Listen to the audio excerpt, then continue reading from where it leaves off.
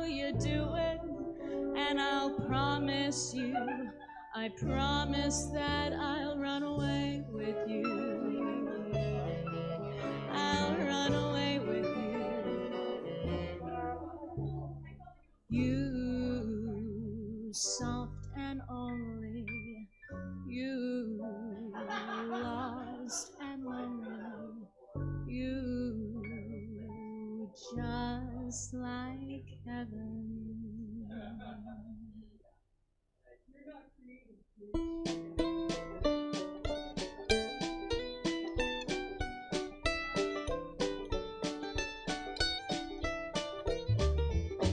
I'm waking up, dashing dust to wipe my brow and sweat my rust. I'm breathing in the chemicals.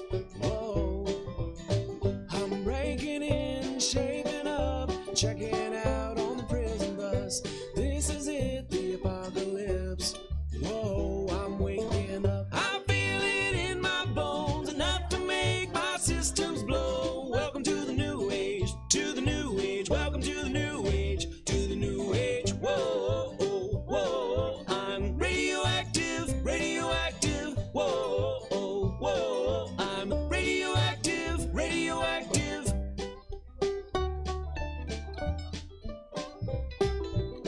I raise my flags, don my clothes. It's a revolution, I suppose. We'll paint it red to fit right in. Whoa. I'm breaking in, shaping up, and checking out on the prison bus. This is it, the apocalypse. Whoa, I'm waking up. I feel it in my bones, enough to make my systems blow. Welcome to the new age, to the new age. Welcome to the new age, to the new age. Whoa, whoa, whoa. I'm radioactive, radioactive. Whoa, whoa, whoa. I'm radioactive, radioactive. All systems go, the sun hasn't died. Deep in my bones, straight from inside. I'm waking up, I feel it in my bones, enough to make my systems blow. Welcome to the new age, to the new age. Welcome to the new age, to the new age. Whoa, whoa, whoa. I'm radioactive, radioactive. Whoa, whoa, whoa. I'm radioactive, radioactive.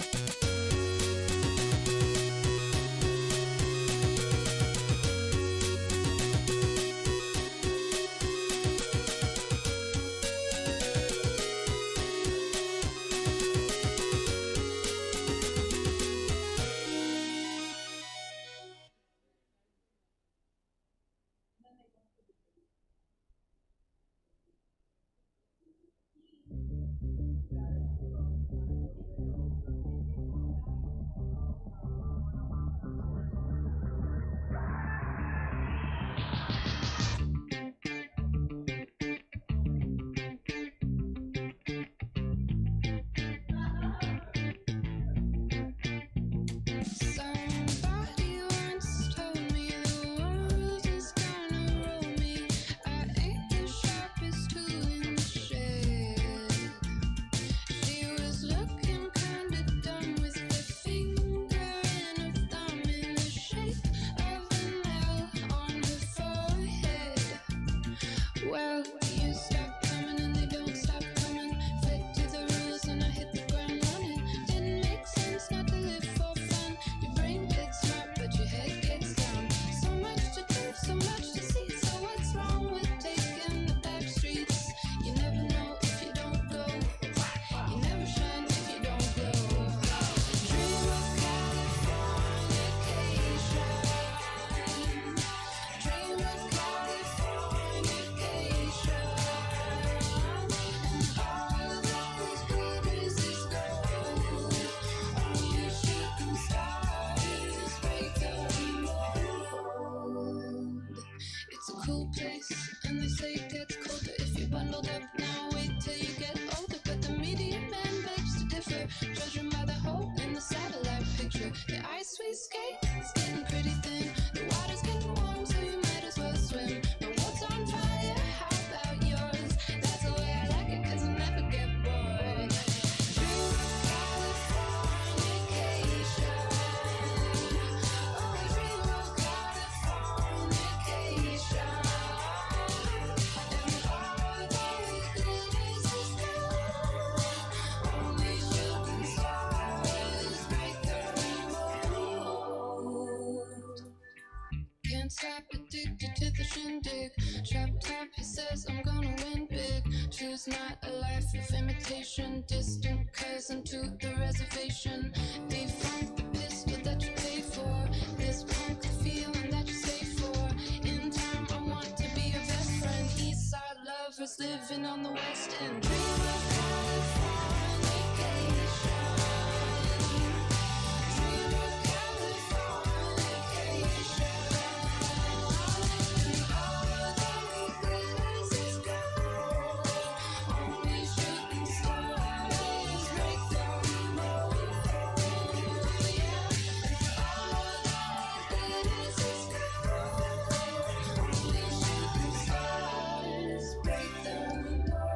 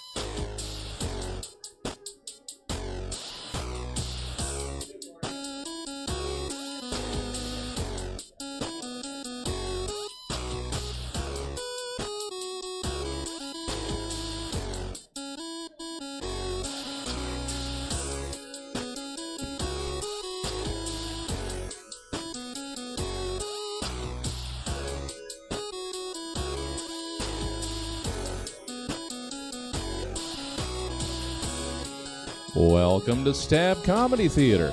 It's time for Cutthroat Comedy. Please welcome to the stage your host, Ben Rice.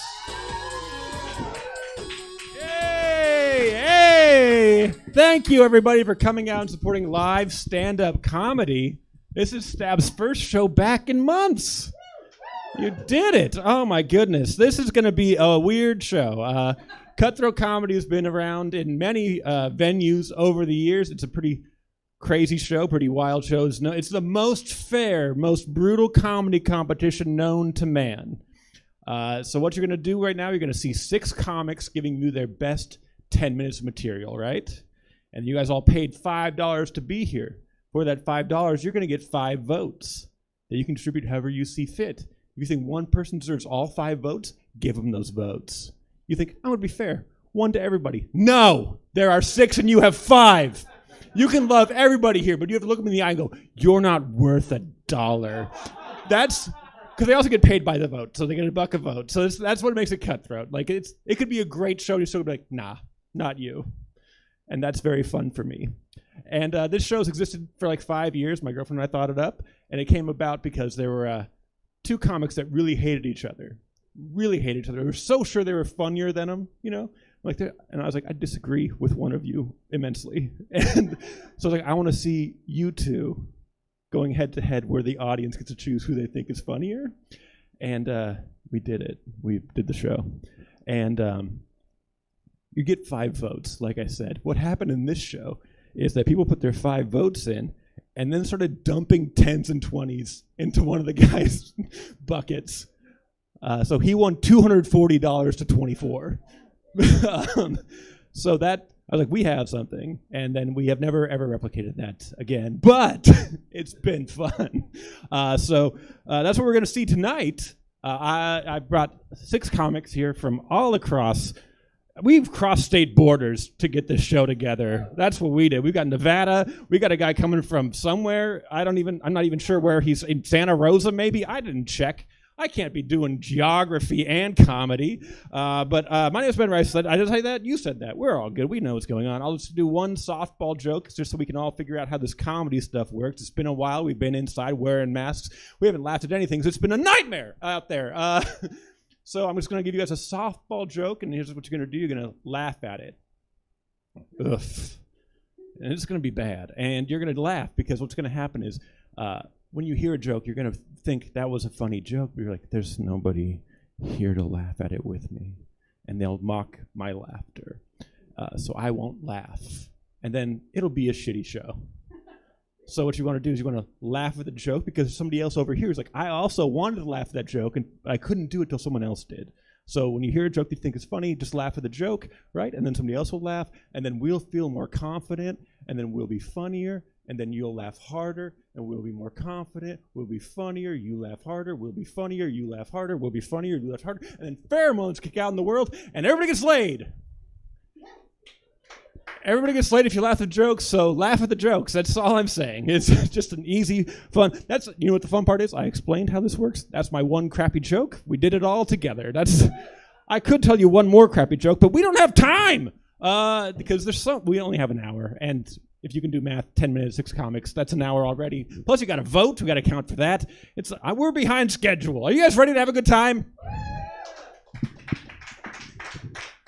That's pretty good, honestly. I'll take it. I was like, you know what? I'm not going to say numbers. Thank you to people online, by the way. You can just go ahead and Venmo Stab Theater your $5. If you want to Venmo more, that'll go right to the theater, to help support art in your local community. Stab Theater on Venmo. There we go. Yeah. There we go. One pity clap leads to multiple pity claps. It's just like the laughter thing. One person laughed, other people start laughing. One person claps, other people start clapping. All right, you guys. Your first comic come to the stage. I don't do good intros on this because I don't want to bias you. So this next person coming to the stage is a comedian. Make it very loud. For David Shapiro.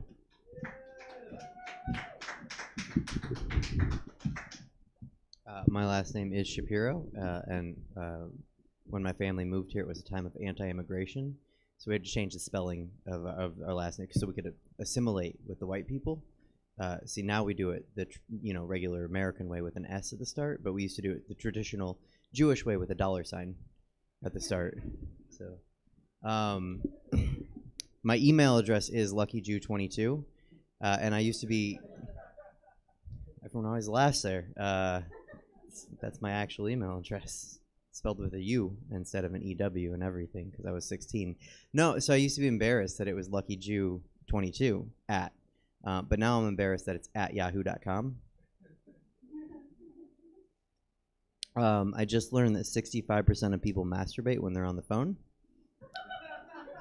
like randomly. I'm not one of those people, but I am one of those people with OCD, which is intrusive thoughts that you can't get rid of. And so now I can't stop thinking about this other I'm 35. I'm in the 35% of people that aren't masturbating. I'm thinking about the 65% of people that are masturbating randomly on the phone. And I'll be on the phone, and because I have OCD, I'm a germaphobe, so I'll be like cleaning the corner, and I'm like reaching for the corner because like it's the corner of the counter, and then I'm like, oh fuck, now I sound okay. My phone just read me. I'm reaching for and it sounds like I'm masturbating, and I'm like, oh. So I tell the person, I'm like, oh, I'm not masturbating on the phone. And she's like, what? And I'm like, well, I just learned that 65% of people masturbate when they're on the phone, and I didn't want you to think that I was one of the 65% of people that was masturbating on the phone, because it kind of sounded like I was one of the 65% of people that masturbates on the phone. And she's like, what the fuck are you talking about? And I'm like, no, I just learned that, like, I'm cleaning. I'm not masturbating. And she said, David, what the fuck's wrong with you? And I said, a lot. But the cool thing is that really nice lady from SMUD didn't charge me for that month. She just let the late fee go. So I was okay with that.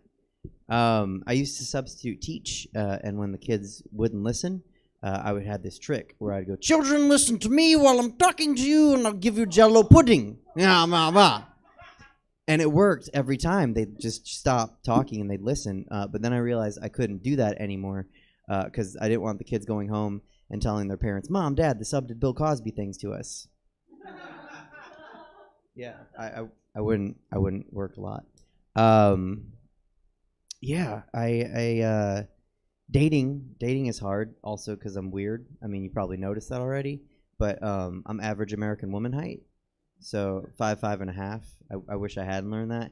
I was telling my friend the other day, my gay friend, and he was like, yeah, but 5'5" is the perfect height to get tossed around. And I was like, yeah, if you're want to be taught, who do I want to toss me around sexually? I'm straight, man. I don't want to be tossed around sexually. I'm not into that. Also, I'm kind of bougie, like what the kids are calling extra nowadays.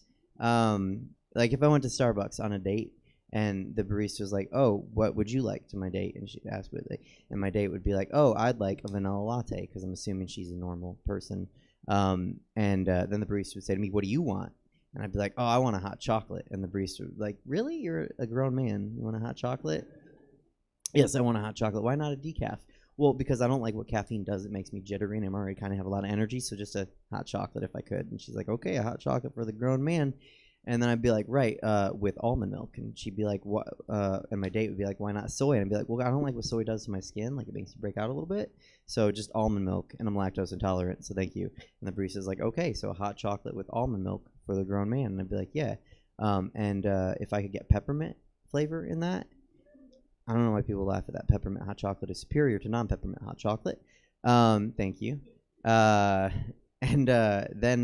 I would say really quick before you make it, when you make it, if you could just warm it to the kid temperature of 95 degrees instead of the adult temperature of 225 million.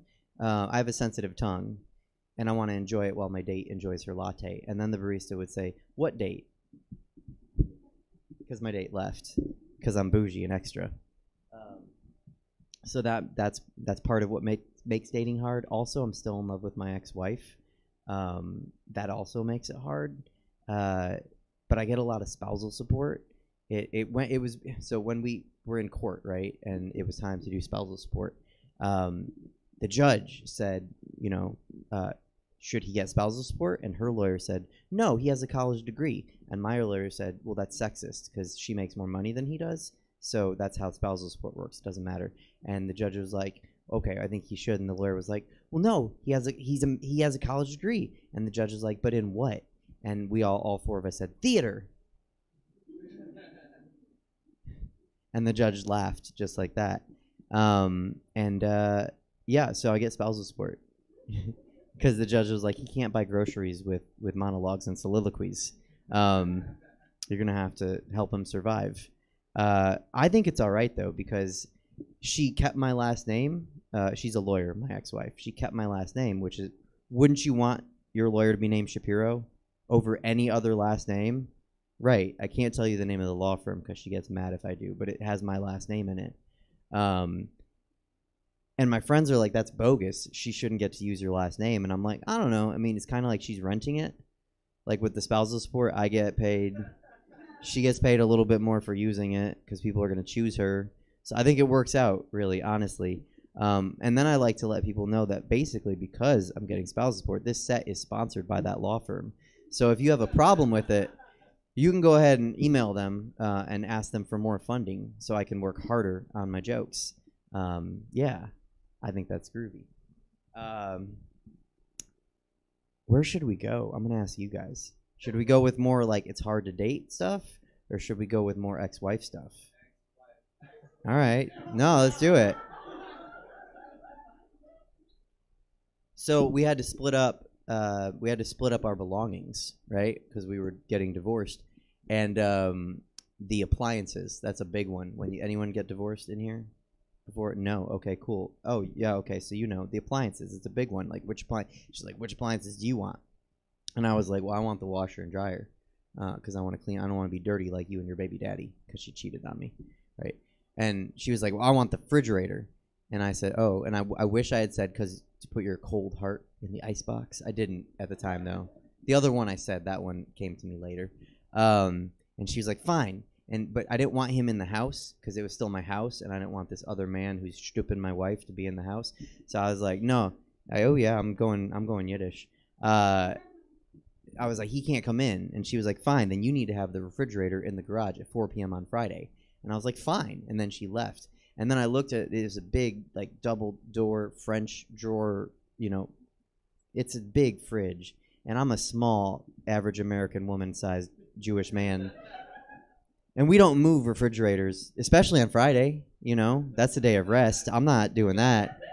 So she got there on Friday, and it wasn't in the garage, and she was like, oh, you didn't move the fridge to the garage on 4 p.m. on Friday. You let me down. And I was like, well, you were supposed to stay married to me till we died. So that's what it feels like when someone lets you down. She got really mad, and she went outside. I think she told him, and then she kind of pushed me, but even though I'm a tiny man, I'm still a man, right? So I held my ground, and I think she felt like maybe I pushed her back because I held my ground. Because all of a sudden, let me tell you about this guy really quick. He's the opposite of me. He's not funny. He's not cute. He's like 6'3". He's not Jewish. He's very white. He has no neck because he lifts a lot of weight. Like, if you were like, look out behind you, he'd be like, what? He drives a lifted pickup truck. I think there's probably a flag. I never actually looked that hard because I just assumed, right? If I am matzah bread, he is country white, right? So anyway, country white's in the door, and he's like, David? And I'm like, oh, dope. This is awesome. And he was like, I'm going to fight you. And I was like, awesome, because you've been stripping my wife for a year, and, like, I want to fight you too. Because he's so big, right? If he beats me, then, like, I'm supposed to lose. If I beat him, I can stand on his carcass like a lion tamer, right? And, like, look what I've conquered. So I was like, all right, let's fight. And he said, he didn't want to fight, though. He said, if you ever lay another finger on her, I'm going to come after you so fast. And I was like, oh, and she's behind me. So I poked her shoulder, right? Because I'm funny. And then he said, call the police, babe. So my ex-wife left me for a Karen, basically. I'm going to get out before I go too long. Thank you guys so much for your time. Bring back up Ben Rice for you. One more time for David Shapiro, everybody. Let him hear it. Oh, my goodness. All right, you guys ready for your next comic? Yeah, one person's ready for it. I think it was him. Give it up for Stephen Molman.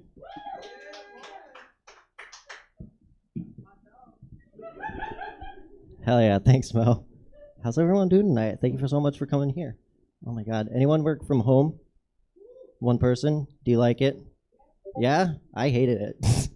I'll be honest. I worked here's why I hate it. I worked customer service for a real estate company. So it was really very boring and soul-sucking. They kept, I only lasted like 4 months there. They're like, hey, Steven, why aren't you answering any calls? And I was like, oh, I'm sorry. I thought I was supposed to be answering emails, which, I also wasn't answering. I do miss a couple things from it. I did miss being able to jerk off on the clock. Oh, it was so awesome. It was empowering, right? Getting money to do something that you do for free normally. My God. I don't know. It was like a daily routine for me. It was awesome. It was like every day was like clock in, cock out. You know what I mean? I also like drinking a lot. I got to drink from home. Anyone like to drink? Couple people. You do? Well, yeah, I know you do. I like drinking so much that, like, to give an example, like, I bar hop at airports. That's what I do. That's what I do. Like, hell yeah, I get to do shots of tequila with a bunch of college girls in yoga pants. Fuck yeah. To give you an example, like, it starts to become problematic. Like, to give you an example, do you want to hear one of my drinking stories? Too bad, I don't know any of them. That's right, do you understand? All of my drinking stories, they're other people's stories about me, you know? It's like Blackout Steven is this mythical being who, like, apparently walks up to women and says, "Does my presence offend you?" I was told I did that from another comedian. I'm shaky. It's not because I'm nervous. I just got a Chihuahua vibe. You just got to roll with it. Anyone have a birthday recently? Yeah. My birthday was back on December 7th. Anyone remember what that day is for? D-Day. Yeah. Pearl Harbor, the day Pearl Harbor got attacked. Yeah, the day that USS Arizona got like fucking wrecked. Yeah. Yeah. A lot of military people don't like it when I say that. Not sure why. I like the name Pearl Harbor. I think it's a really cool name.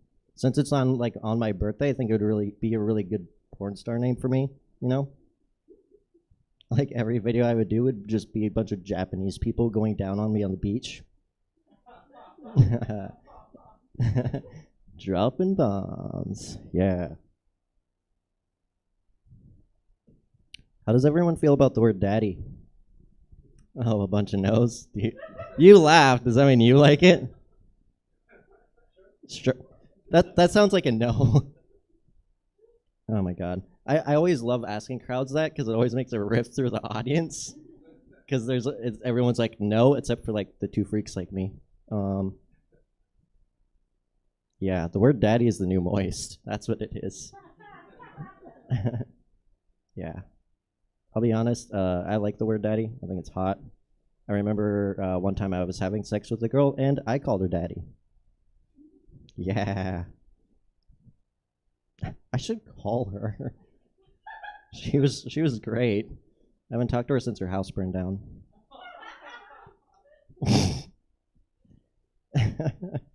Oh my god, I wish that was a joke. Fuck. I don't know. Shit's weird. What am I doing here? Hell yeah, thank you for being here. Oh man.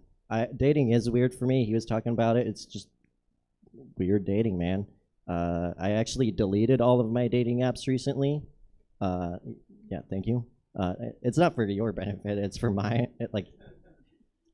the last girl that I matched with.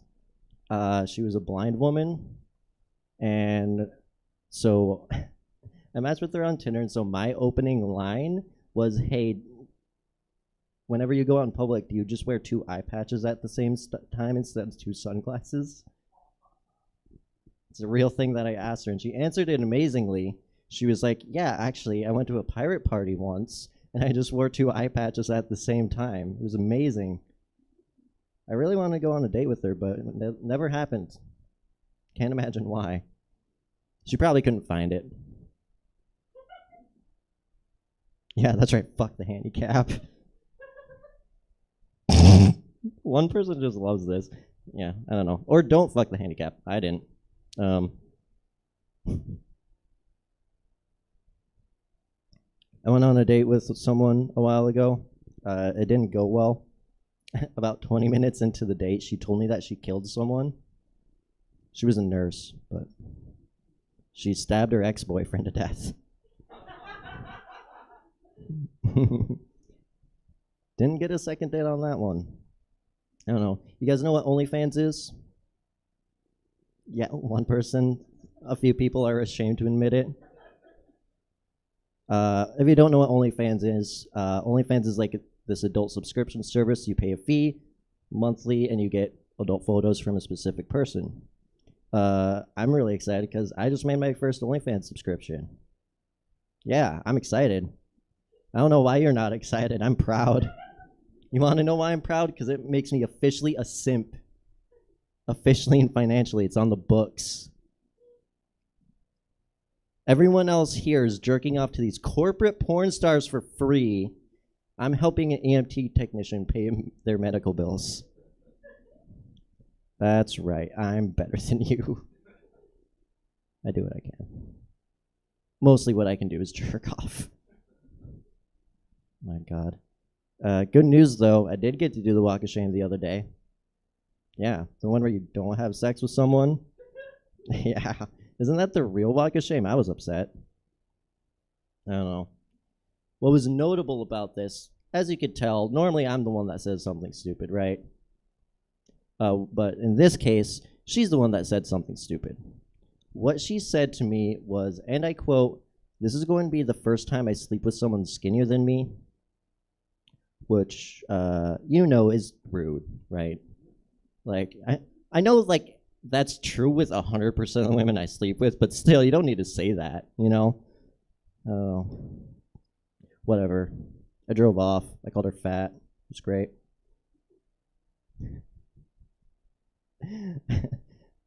You think I needed her to, like, get my dick sucked? Fuck no.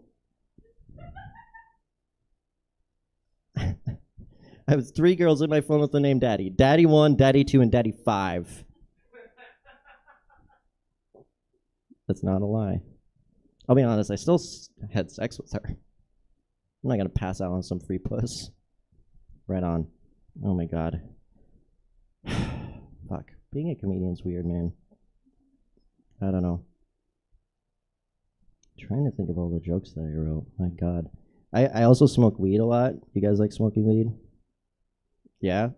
A couple people? You're in California, of course you do. My God.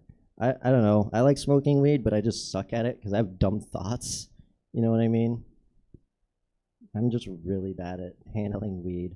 I remember a few months ago, my friend was like talking to me about this like really traumatic experience where he had like a car crash and everything. He was like opening up to me, but I was really high. So all I could think about was, do my arms taste the same? Because I got a tattoo on my left arm. And turns out one of my other high friends at the time was like, yeah, actually it does taint the meat, so if you run into some cannibals, you'll be fine. Or at least your arm will be. I don't know. If you want to know how white I am, the first time I smoked weed was at Lake Tahoe at a Jack Johnson concert. So that's how white I am. Yeah. I don't know. I remember when I was in middle school, friends give you weird advice, especially when they don't know what they're talking about. The advice that I got, so when I was in middle school, that's when I first started jerking off. This is a recurring theme, everyone. When I started jerking off, my friend gave me some advice. He was like, dude, if you start jerking off, you got to switch hands every time. You got to switch hands every time you do it. Otherwise, your dick will be crooked. Which is advice, yeah. So I started jerking off with both hands, and now my spine's crooked, so. All right, thanks, everyone. That's my time. Have a good night. One more time for Stephen Molman, everybody. All the way from Reno, Nevada to entertain you tonight. All right, next comer coming to the stage. Very fun. Oops, I was not supposed to say it. No, nothing about this person. They are a comedian who performs comedy. Are you ready? Let's have a good time with Jess Roberts, everybody.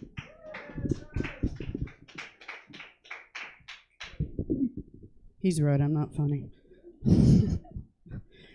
I have ADHD. Sometimes people don't like the shit up here, but I have to have it up here unless you guys want to go on a tangent, and I'm not high enough for that tonight. Yeah, like getting out in the world again and being crazy. Like, it's really weird because I tried the whole online dating thing. Let me just say, it's fucking scary out there, especially if you have a vagina. Just saying.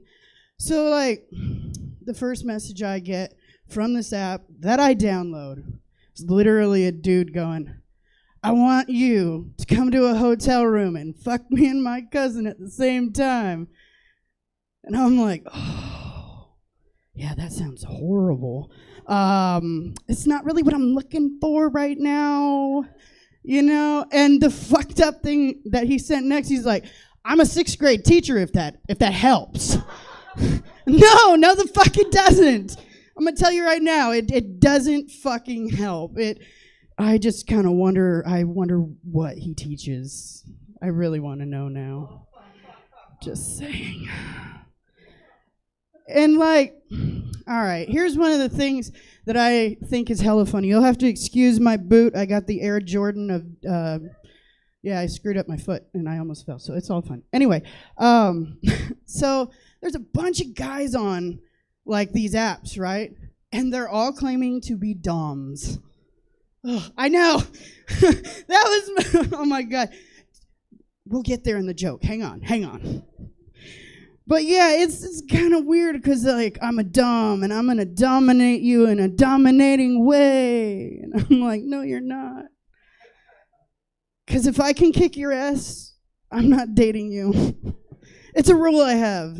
I will emasculate men. It's not my fault.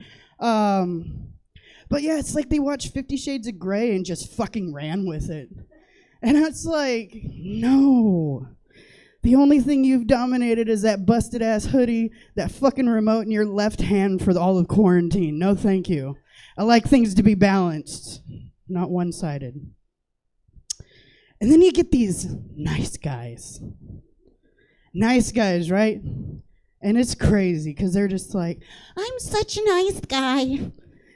And I really like you, and let's go out and have some coffee. And I'm like, all right, maybe. But when would you like to do it? And then, you know, life happens. You have to go to the bathroom. I don't know. Apparently, people masturbate at home for work and all that stuff. So you have to go and live your life. Well, then you get see, this is why nice guys can never get ahead. Because people like you won't answer them because you think you're too good for them. And I'm like, I'm in school. Like, what the fuck? People just get hella weird. It's just like, nah, I'm good. And also, I'm bisexual. I love it. Yeah, woo, thank you. Fucking whatever. Everybody else is like, nah. Come on, you guys knew by the hair. Just fuck off. But no, okay, so like, I don't know what it is about couples, but they like approach you on these apps and they're like, hey, you swinging kitty. And I'm like, No, I don't even know why. It's always motherfuckers that look like Tiger King and Honey Boo Boo's mom that they met at fucking farmersonly.com looking to get themselves a little half dyke for their little sister. Ugh. And it's you know what? It's pretty much what I'm saying to them, what every person I've tried to date in the last year has said to me. I appreciate the offer, but I'm going to have to pass. Yeah, no, dude, I got divorced. Trust me. Ugh. He got to leave with more shit than I did. But yeah, I think maybe it's like, maybe my lack of confidence. I know being up here totally gives this fucked up view that I have a lot of confidence, but I don't. It's just this is where I get to do my therapy and tell you all my pain. But yeah, I wish I had confidence. I wish I had the confidence of motherfuckers that eat Taco Bell tacos in their car. You know what I'm saying? They're fucking messy. They just get out, they're like, I don't give a shit. You know? I wish I had the confidence of that guy who tries to give you a pop quiz because you're wearing a Marvel or DC shirt. Why me? It's always fucking me. It is really weird because it's like these motherfuckers lurk around. They're like, Bogey, we got one. You know? I'm just like, fuck this. But it's like, I don't know. They're like waiting for you. You're wearing a Captain America shirt and they come out and they're like, pop quiz, motherfucker. And you're like, wait a minute. But you know they were waiting for like 3 years for that one stupid piece of information that probably nobody knows. And so they're like, I stumped you. You're not a real fucking fan. They go home and jerk off to their pictures of their mom or some shit. I don't fucking know. I really hate that. It happened to me like multiple times this week. The back of my truck has a Skywalker, homemade Skywalker vinyl and stuff. I'm a Star Wars nerd. and I have a truck. And this is the fucking shit I get. It's it's so cute your boyfriend lets you drive his truck. What? Excuse me. That's mine. And I don't have a boyfriend. We've already established this earlier in the jokes. But like, I don't know, I just get a little bit irritated. And then they see the name and it says Skywalker, right? And they're like, oh, that's for Luke, huh? And I was like, no, it's for Rey. And you just watch them internally combust. Okay, so you guys are Star Wars fans. Okay, who's been watching Boba Fett? No? Nobody? Fuck! How are you supposed to know this joke if you're not watching stuff that I'm watching? But no, okay. So you guys know Chewie, right? Chewbacca, kind of stoner, little walking rug. Well, in Boba Fett, there is a big, giant black one. And he's buff. And he is fucking amazing. And I didn't realize how close I was to having, with some Wookiee nookie. Oh my God. I didn't realize. It's so weird. When you watch sci-fi and stuff, you don't realize your kinks until you see them on the screen. You're like, I could do somebody that has tentacles. It's fucking weird. It's fucking weird. If you can't tell, I have PTSD. I do. I also shake too, but that's just because like he had said, I have nervous chihuahua energy too sometimes. And that's amazing because I have a chihuahua and the little fucker just, I love it. But yeah, weirdly enough, her little vibrating self like calms me down. Who would have thought? But no, I do. I almost said something weird. I have PTSD.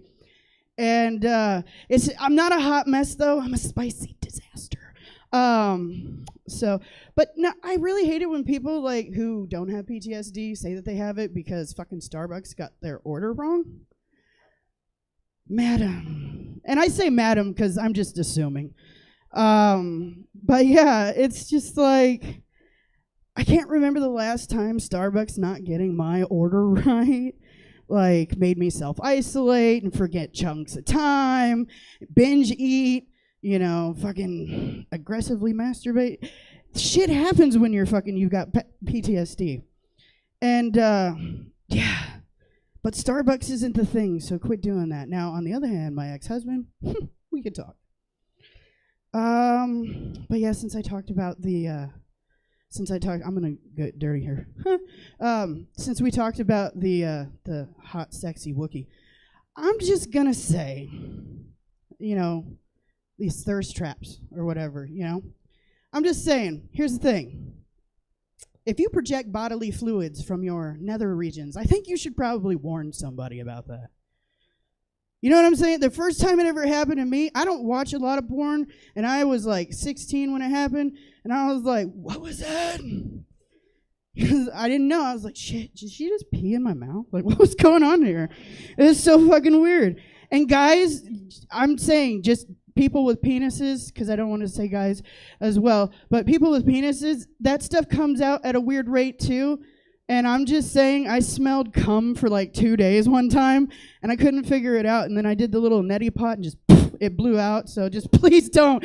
At least warn somebody when you're in there. You know what I'm saying?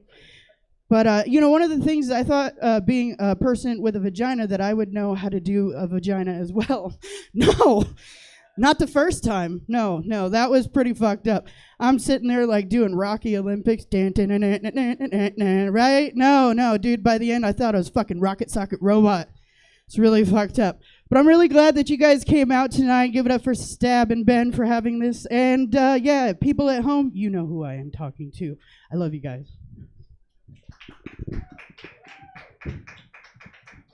Let's hear it one more time for Jess Roberts.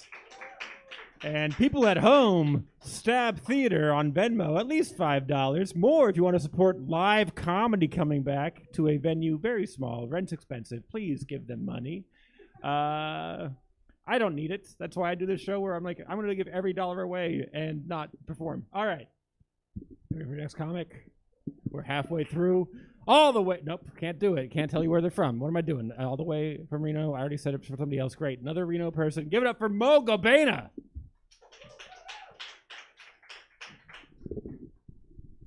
I'm actually from Elko, Nevada. It's a small mountain town that nobody's heard of. The best way to describe Elko is we shut down during we didn't actually shut down during COVID, because it's like if you're willing to get drunk on a Friday night in Elko, Nevada, you're definitely willing to catch some strange disease from someone you don't know. It's like Stockton. That one's a local joke. Yeah, I'm moving to Reno to get a little bit more diversity. You know, my first night hanging out in Reno, I walk into a bar and I see this white girl putting cornrows into this guy's hair. And it's not necessarily the diversity that I want, but I've been in a small mountain town in northeastern Nevada for 10 years, so it's the only diversity that I can accept at that point. So I walk up to her and I'm like, you guys seem pretty cool. I think I'm going to hang out with you because you make me. And she goes, feel black again? And I'm like, how did she know? I was going to say comfortable, but yes. She was pretty weird, too, because I was just like, oh, man, this is the wide world of Reno. Because we were about to play shuffleboard, and I was like, you want to be red or blue? And she's like, I want to be blue like the Crips. And she was wearing a red shirt, so I just started stabbing her right there. I was like, you trip setting, Loke. Nah, that's not what I did. That's not what I did. I started calling her the N-word, but using the hard R at the end. Because I love seeing that look of, like, excitement at first when you call white people nigga. And then that look of confusion. And then that final look of anger, like, hey, that's our word. You guys can tell I'm not really woke. I remember I wrote a paper one time in high school, and my teacher gave me a note. He was like, good paper, but please use the N-word a little bit less. And I tell you guys, he'll never see Stuart Little the same way again. I think I have like some internalized racism because my parents are African. You know, there's this weird tension between people from Africa and black people here in America. Like, I remember my first day of elementary school, my dad gave me like 3 pieces of advice. He was like, you know, listen to your teachers, do your work, Mavratu, and don't go with the black people. I was just like, shadowy figures at night? Like, you're telling me not to talk to strangers? Like, I'm confused. I didn't get it until like I brought my first black friend home. It's weird for me to say that, right? I bring my first black friend home, and my dad just looks through the window and grimaces like Samuel L. Jackson in Django. He's just like, who is that nigga on that nigga? And it's tough, man, because like I try to explain things like, because they believe the bullshit. Like, I try to explain to them like what systematic racism is, but it's hard to explain to a first-generation immigrant who survived 2 civil wars systematic racism. I'm like, listen, Dad, like black people have had a tough time because they were charged higher interest rates, or they wouldn't make loans available to give them a home. And my dad would be like, they had a home? Wait, what was this home like? Was it small? Did it have a floor? I did not have a floor until I met your mother. And man, it's freaking wild, dude. Freaking wild. I'm pretty sure my parents didn't like me growing up. I know my mom didn't like me because she would tell me all the time. She was like, I pray every day, Mavratu. Your kids are worse than you. And I was like a little asshole. So I'm pretty sure my kids were going to be absolute psychopaths. Like one day she's just going to come home and be like, you know what your son did to me? I'm like, what? He stabbed me. And I was like, damn, Mom, I guess prayer does work. God is real. Won't he do it? My dad, I can tell he definitely didn't like me. We had this weird competition between one another. You know, even now, like they both moved back to Africa. I used to do this joke back in Elko, but like some of you guys are thinking like 2 down, 40 million to go. But they both moved back to Africa, and my dad still calls me every day to remind me that his dick is bigger than mine. It's a weird thing to do, man. I used to get him back by calling him One-Eyed Mac. My dad's name is McConan, and he only has one eye. And I think it's just because of the shitty name he gave me. My name is Mavratu, which means the light of my life. Which sounds cool until you realize, like, my older brother's name is Demolish, which means Avenger of the Blood. I'm pretty sure my dad had beef with somebody because my second oldest brother, his name is Fantajon, which means if the first guy doesn't kill you, we send him. And those two guys are like, they're pretty pacifist. I think they're both accountants now. And I think with me, he was just like, we're going to go boy named Sue on this one right here. We're going to name him Bratu, and we're just going to trash talk him. That's why I grew up to be an MMA fighter. He's plotting on that guy. I don't know who he's mad at, but I feel like I would tag team him. I would tag team my dad with him. That's a weird thing to say about your dad. Oh man, yeah. My parents give me shit because African first generation parents, they want me to have a kid so bad. So like, but I do shit like I go camping. Like I'm not gonna have kids. Like how am I gonna take my kids out? My dad's like, why do you do that, Mavratu? What is this camping? I moved to America so you don't have to sleep outside. Pretty confused about it. Dating's pretty tough for me, man, because I know what I look and I sound like. For a lot of women, I'm kind of like their starter black guy. I'm the one you bring around the house because you're like, maybe if he talks to my dad, they won't disown me. And I'm pretty good on the first dinner. By the end of the dinner, your dad is just like, he's one of the good ones. Which is terrible for me because most of the fun is thinking about the fact that her dad doesn't like me. I'm like, we're in the middle of passion. I'm just like, he's probably calling me nigga right now. I don't tend to like women. I don't tend to be good at dating women with anxiety, which is bad because I like dating white women. Makes dating tough. I don't like dogs either. That makes dating even tougher. I'm sick of women calling themselves dog moms because you're not the same. It's not the fact that you didn't give birth to people. It's just the inappropriate things you're willing to do around your dog that you wouldn't do around a kid. Like I've never had a single mom let me eat her pussy while her kid was sitting on the couch right next to us. They think it's sweet. She's like, I am not leaving my dog out there. I think it's weird because you're traumatizing this poor creature. It's like, why is mom bent over like that?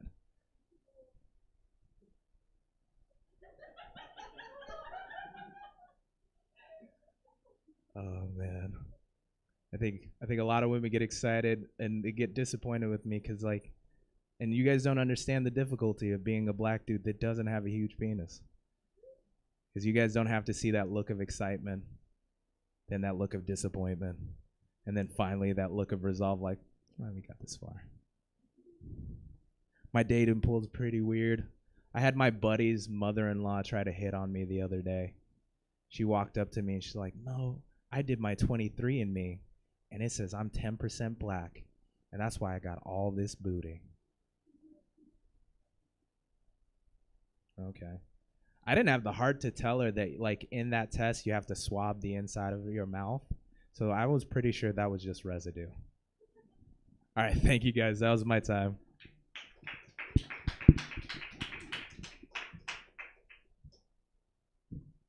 Let's hear it one more time for Mogabena. Don't run two shows back to back. You're planning one while trying to run another. All right. We got 2 comics left. You guys excited? Let's get this energy up. We're going to have a good time. Give it up right now for your next comic coming to the stage, Fiona Reed. You guys having a good time? Very polite. Okay. I need to take this off. I read tarot cards, in case you wanted to know anything unlikable about me. I kind of do it for my friends, but I stopped doing it for my friends who do stand-up comedy just because I got sick of telling people about how bleak their futures are. Like, we should all figure it out. You'll have another divorce. It'll be fun. But I was reading this one friend's cards, and he had a very oddly specific card. It said he was going to be experiencing the death in the near future. And I said, dude, what the hell is that about? And he said, my mom has brain cancer. And I was like, oh, shit. I am so good at this. You should be giving me money. I am on it. Yeah, but just so you guys know, I mostly came out here just to tell you guys I'm a super good person. Like, phenomenal. Like, you don't have to believe me. I have stories. I can prove it. Like, we're all from Reno. Back in Reno, just last weekend, I was walking around late at night, and I saw a couple girls, and they were super intoxicated. And they were just trying to get home. And I helped them. I walked over to their car. I leaned in. I blew into the breathalyzer. Their car started up, and they went home. I'm a fucking hero. No, it's great, though, because I have this problem that I quite literally thought I would grow out of. I keep getting mistaken for a 12-year-old. And it's just like casual conversation. Like one time I went and I got myself a pedicure. Like not something a 12-year-old would do, I think. But the woman does my feet and then she goes, "Okay, great. You're done. Is your mommy coming to come pick you up?" And most people would be like, "No, I'm a grown-ass woman. Drove myself here, paying for this myself. But I don't like confrontation." So I was just like, "Yeah, she's coming." I had another woman stop me on my street and she was like, "Do your mom and dad live around here?" And I just like, I thought that's how you start conversations with strangers. And I was like, "No, not at all." And then she was like, "I think it'd be cool if you like hung out with my kid." And I just thought she had a lonely kid who wanted a good influence on her. But then my friends had to point out to me that that woman just thought I was like 12 and just like needed extra cash for candy and vapes. But yeah, so that was cool. I want to use this superpower for good. I want to be a child actor. But I want to be on like one of those shows where like I get to text a guy a bunch and then like he comes to meet me at a motel and then all these cops pop out. And they're always like, "You're on the Maury Povich show. You're not the daddy." I don't watch daytime TV. I just want to be in it. So dating's hard. We've all agreed on this. Yes. All right. Exactly. It's hard, especially when all my boyfriends keep going to jail. But it's mostly hard because I actually have a very specific taste in men. I only like to date guys under house arrest. Because a lot of girls my age are like super insecure. They're always like, "I don't know where my boyfriend is. He hasn't texted me back in 30 minutes. I hope he's not cheating on me." And I always just have to come in and be like, "I know where my boo is. He's at home, being kept loyal by the law." Yeah. I'm pretty terrible in relationships, though. I bet you guys read that vibe. They're like, "Why are you texting old guys and saying you're 12? It's not cheating if I'm lying. But I'm really terrible in relationships because, you know, if I'm dating a man, they tend to like to have sex, and I'm always like, "That sucks. Let's not do that." So, and they're always like, "Come on, babe, can't we just have sex?" I'm like, "Can I please just go to sleep? At least I get to come in my sleep." Oh, damn. The girls felt that one. You're not dating any of them, are you? Oh, shit. Called out, bro. Fuck. I don't have anyone because my girlfriends tell me it's because my standards are way too high. I think my standards are normal. They think you're too high just because I'll dump a guy after the first time he rapes me in my sleep. That was just for Mo. So I'm fun at parties. Believe me. Oh, God. So here's a fun party trick I learned. Ladies, if a man is trying to put his penis inside you, you're allowed to say whatever you want, and he at least has to just pretend to listen. It's awesome. It's like free therapy. But so this guy comes up to me, and he goes, "Hey, would you like to go back to your place and play around?" Second thing he said to me, so you know he's a great guy. And I was like, "Ooh, you mean like board games?" And he was like, what are you trying to say?"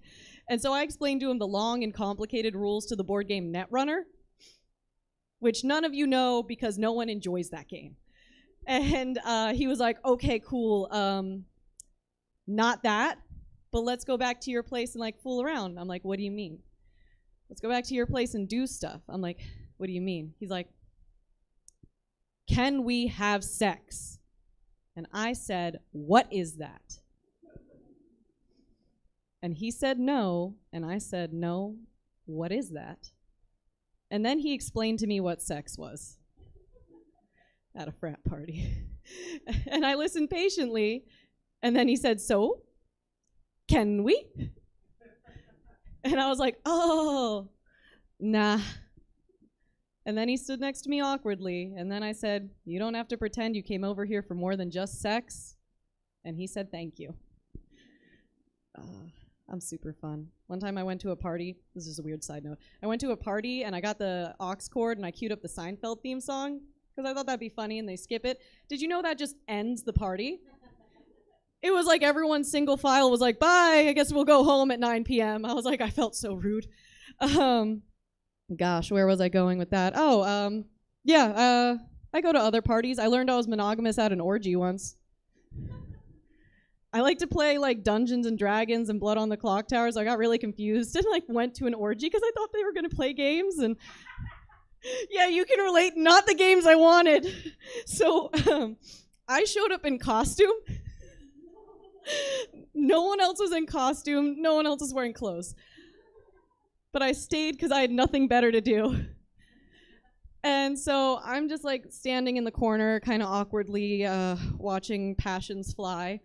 And this woman could tell I was super lonely, and she came over to me in a pity way, and she was like, hey, would you like to lick my nipples? And I was like, I would love to help you out with that. So then I lick her nipples, and then get this. She just turns around and goes, who else would like to lick my nipples? Yeah, and I was just like, you whore. I thought that was our thing. Calling someone a whore, quick way to get kicked out of an orgy. Yeah, they're not into that shit. Oh, thanks. But to be real, I really hate sex. I know, not relatable. You guys can have it. Please don't share with me. I really hate sex. It's just because it's boring and repetitive, and no matter how much I beg a man, he'll never hit me as hard as my family did. Yeah. I guess I'm just going to end on this one. Oh, it gets longer. Oh, fuck. Prop comedy shit. So can we please just stop hating trans people? Thank you. Just for being trans, and just hate them for being women. Thank you.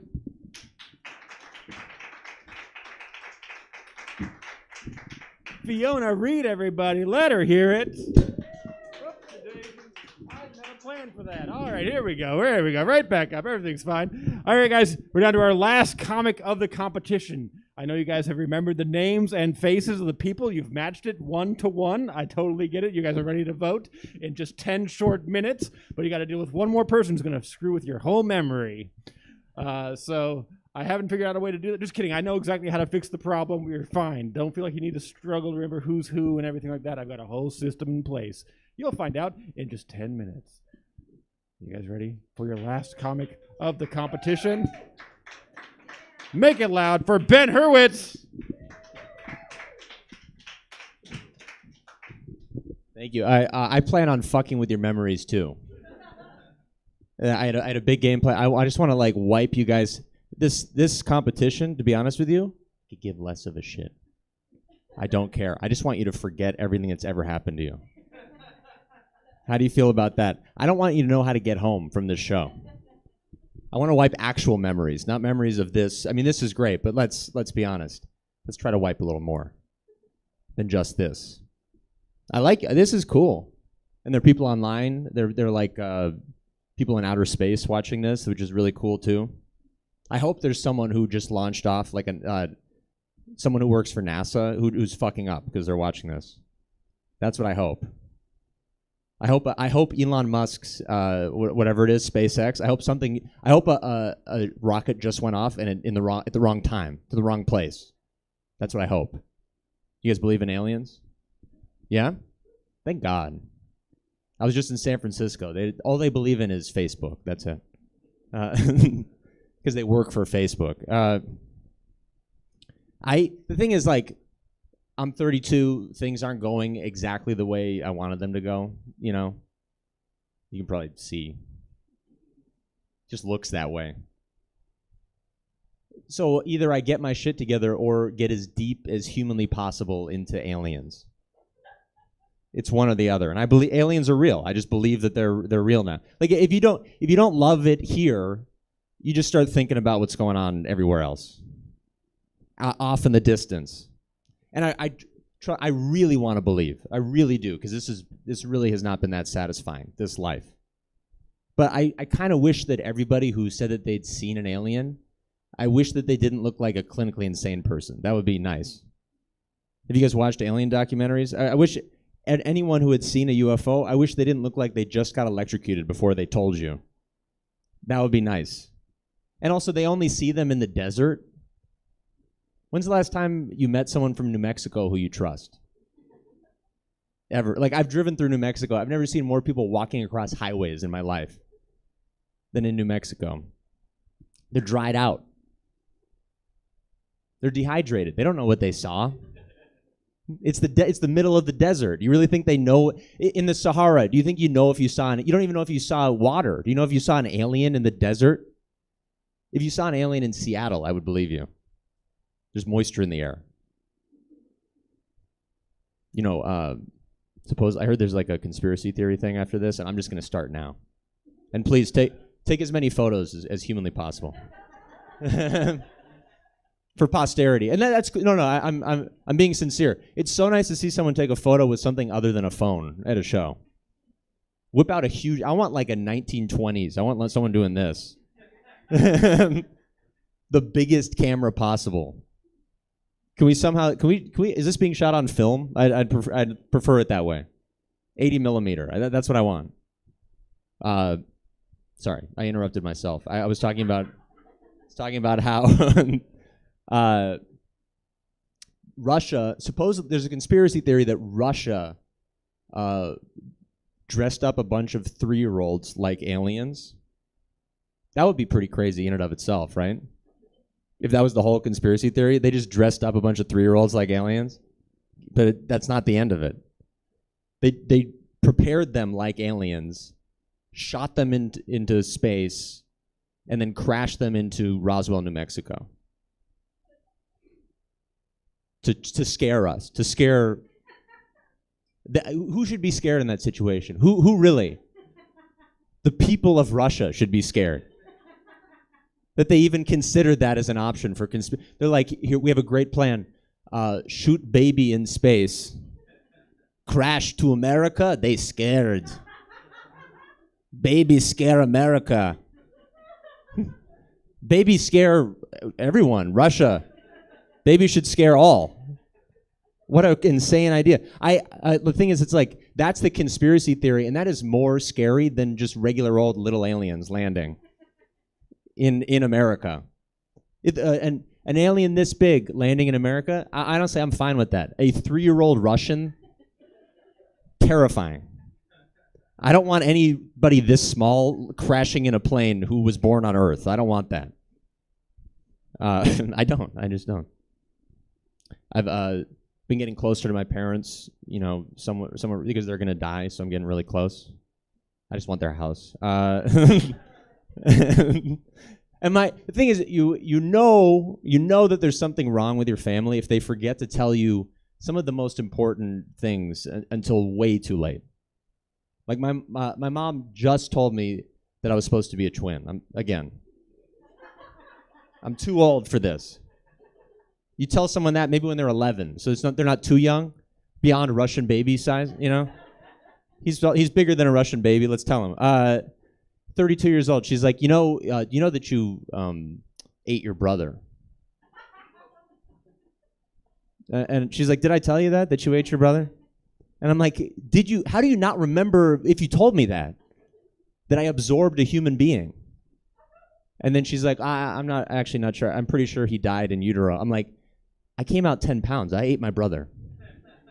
There's no way I didn't. Don't I look like someone who ate their brother? I've looked like a human bobblehead most of my life. I ate my brother. No one has a head this big who didn't eat another person. It's the product of baby eating. That's why I look like this. They also forgot to tell me, they chose to tell me that all of my relatives are dead. Since the second I was in utero, they're like, your brother just died and everyone else in the family is dead. And then very recently, they're like, your grandma, she lives in Boston. She's alive. And I go, can I meet her? And they go, oh, she's dead. They don't want me to. They're like, she's a huge bitch. You don't want to meet her. And then I found out, I went to a funeral, and they tell me, they're like, Ben, you know that one of your cousins has lived 5 miles away from you your whole life. And I go, can I meet him? And they go, he's dead. The guy just died. He's dead. They're all dead. Everybody in the Hurwitz family's dead. I'm so happy to be living with someone that I like in a good situation. I used to live, some of you might be jealous. There aren't really enough people here. Most of you are women, so probably not. But I'm getting like the temperature of the room. When I get to what I'm actually going to talk about, you're going to be like, oh yeah, who gives a shit about that? This guy might like it. I used to live with 3 19-year-old girls in a small apartment. Before that, I slept in my car. I should have stayed in the car. It was a nightmare. I thought it was going to be a porn. I thought it was going to be in a porn. And it was a porn. I just wasn't in it. I was near it. I was like a PA on a porn set. I was like, can you guys keep it down? Jesus Christ. They would go, this actually happened. They would come and they'd knock on my door in the middle of the night. They go, Ben, do you want to cuddle? And I go, yeah. And they go, just kidding. We don't want to cuddle. It sucked. They would call me dad. They call me dad regularly. And not like sexy, like daddy, like father. Like papa. Like, papa, could you make us breakfast? And then I would, and I'd fuck nobody. That was it. They wanted to be YouTube stars. This is years ago. I still, even though I was slightly younger, it still should have been a crime that I lived with these women. If a 30-year-old man responds to an ad, would you like to live with 3 that should be like a Chris Hansen thing. Like, let's just get this guy. This guy's a menace to society. He's dangerous. Let's lock this guy up just for responding to the ad. They wanted to be YouTube stars, though. And wanted to. They never made a single video. They just wanted to be YouTube stars. I was like, you just eat a jalapeno and press record. That's all you have to do. Eat some cinnamon. This is my first time doing stand-up. This is the best time I've ever had in my life. I don't know what it's normally like, but this felt really good. I'm just kidding. Thank you guys. Give it up for Ben. Give it up for yourselves. Thank you guys.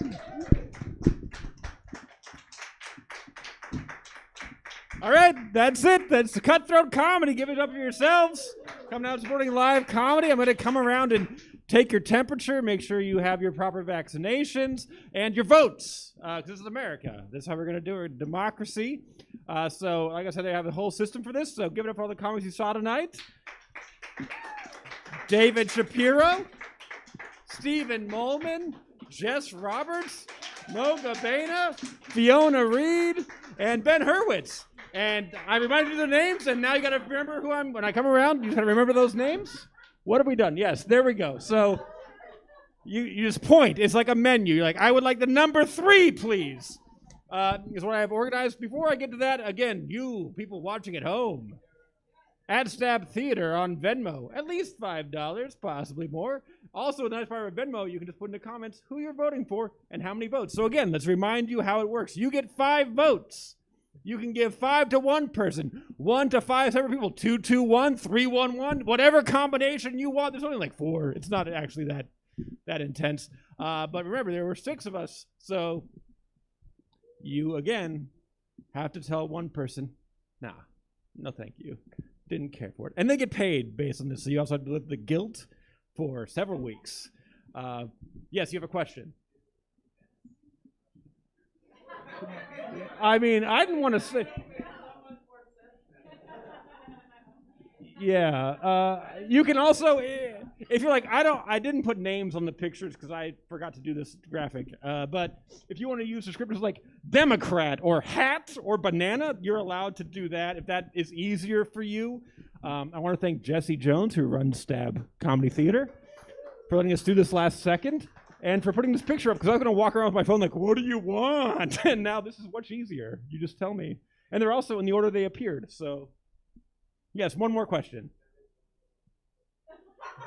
I mean, okay, so the thing is, during this voting, there will be another comic performing. It will not be Mo Gabena. There were no more jokes. You had your 10 minutes. You did what you wanted. I gave you one more, and I shouldn't have done it. Don't, whatever he said, don't count it towards your vote. But I do have one comic here to entertain you while we collect the votes. Are you ready? Yeah! No, I mean like him. Are you ready? Give it up for the lovely, the talented Willie Travis.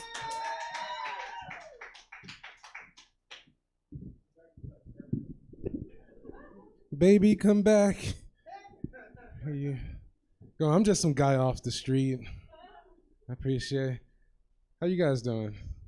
This is nice, man. I'm just here to give you guys some crumbs. That's all I got here. Willie Travis is my real name. You guys heard correctly. I have the name of a runaway slave who maybe ran away to pursue country music. See, everything works out. Everything works out. I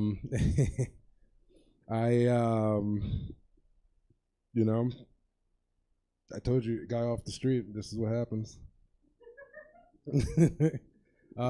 Yeah, man, I have the name of a runaway slave. You guys are aware of that. I'm not too sure what my mom was thinking, but I'm selling copies of my mixtape, Straight Outta Cotton. If you guys could show some support, man. I'm actually kind of mixed, I guess you could say. One side of my family is from Trinidad, and the other side is from Mississippi. And so, you know, what that means is that one side of me is from this lush, exotic Caribbean island country, right? Just north of South America, and the other from years of racial inequality, just south of Jim Crow. It's jokes. Again, off the street. It's crazy. If you don't know where Mississippi is, by the way, it's about 200 years that away, if you aren't too sure. I'm from a very small Gulf Coast town in Mississippi called Moss Point. And we were just named the 3rd worst city in the entire state. So that's about the extent of my street cred there, because I know what it looks like, all right? I know how I look up here, how I speak and carry myself. I know it looks and sounds like I was the first one in my family to go off and trust white people. It's just, can't be making assumptions. Oh, man.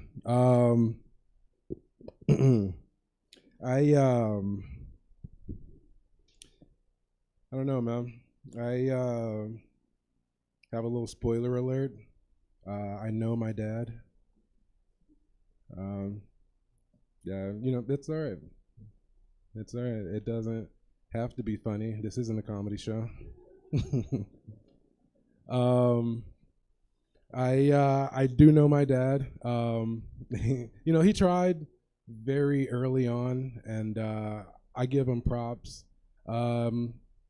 You know, my dad was cool. Not necessarily like a trustworthy guy, but more like this guy wore like designer silk shirts, and he worked out rigorously, and you know, he had like the washboard abs, you know, the ding, you know what I'm talking about, the ding ding ding ding ding ding ding ding ding ding. You know what I'm saying? The washboards. He was the living embodiment of Stella's groove, is what I'm saying. Hey guys, give it up for your host Ben Rice, and thank you for having me up here. Give it up one more time for Willie Travis, everybody. Oh. All right, this is my favorite part, is where I realized I forgot to mention one thing about the voting process. The winner tonight also gets invited back for our Tournament of Champions, where the 6 most recent winners compete for a battle royale. Still your cover money. There's no extra bonus thing. But, it's the best ones. It's the best ones from each time, right? So knowing that, would it change your votes? Knowing that they would come back to defend their honor? Too late. All right. Could have said it. At the other venue, by the way, anyway, there's a whole thing. They could have also won a gift card, but that's not for here. You guys ready to hear your third place winner? Oh boy. In third place, it's a tie. I don't know if you come to the stage or not. Whatever your honor says to do. It's Ben Hurwitz and Moba Gobena. Yeah, sure. Come on up. It's only Ben's allowed on the stage. In second place, Fiona Reed. Yeah. Now that you've been bumped out, get out of here. And in first place, if you think you know what it is, just yell it out. 3, 2, 1. Jess Roberts, everybody. Jess Roberts bringing it home. That has been Cutthroat Comedy. She'll be back to do the next show somewhere. Maybe it's here, maybe it's somewhere else. We'll find out. The world is weird. We also have another show right after this that I'm also hosting. It's called Conspiracy. It's the first ever version of Conspiracy. It's an improvised show where I will give them something to build a conspiracy theory out of based on misunderstandings, misrememberings, and all kinds of fun stuff. We'll see what it is. It'll be a lot of fun, or it won't.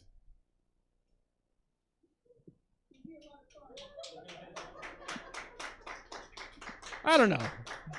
Jesse, anything to add before we get out of here? Well, I was gonna get to it as we were getting out of here, but if you'd like to make it weirder, yes. Why wouldn't we? Well, stick around. As Ben said, we've got a show coming up at 8. We're trying out Conspiracy. 9 o'clock, it's Camp Wanderlust. Comedians telling travel stories, scary stories, just a storytelling show. But if you're done with us, well, that's rude. But it was great to see you. Check out stabcomedytheater.com for the full calendar of events. I haven't been drinking yet, guys. But for the online audience, we'll be back in about 15 minutes. You know what? Actually, that applies to you guys here in person, too. We will still be here in 15 minutes. So if you'd like to stick around, do. If this is the end of your night, thanks for coming out. Thank you so much. Out of her head she sang.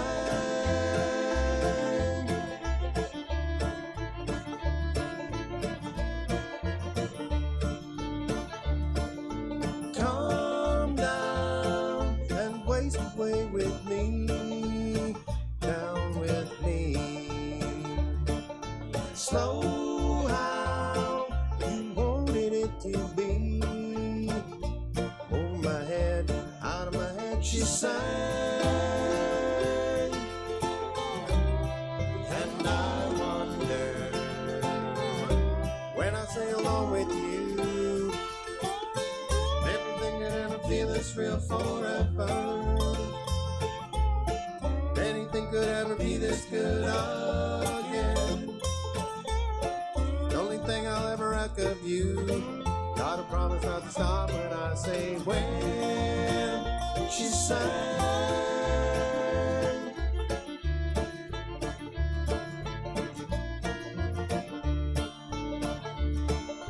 Breathe out so I can breathe you in, hold you in. And now I know you've always been out of your head, out of my head I sang. And I wonder, when I sail along with you, everything can ever feel this real forever. Anything could ever be this good again. The only thing I'll ever ask of you, gotta promise not to stop when I say when she sang.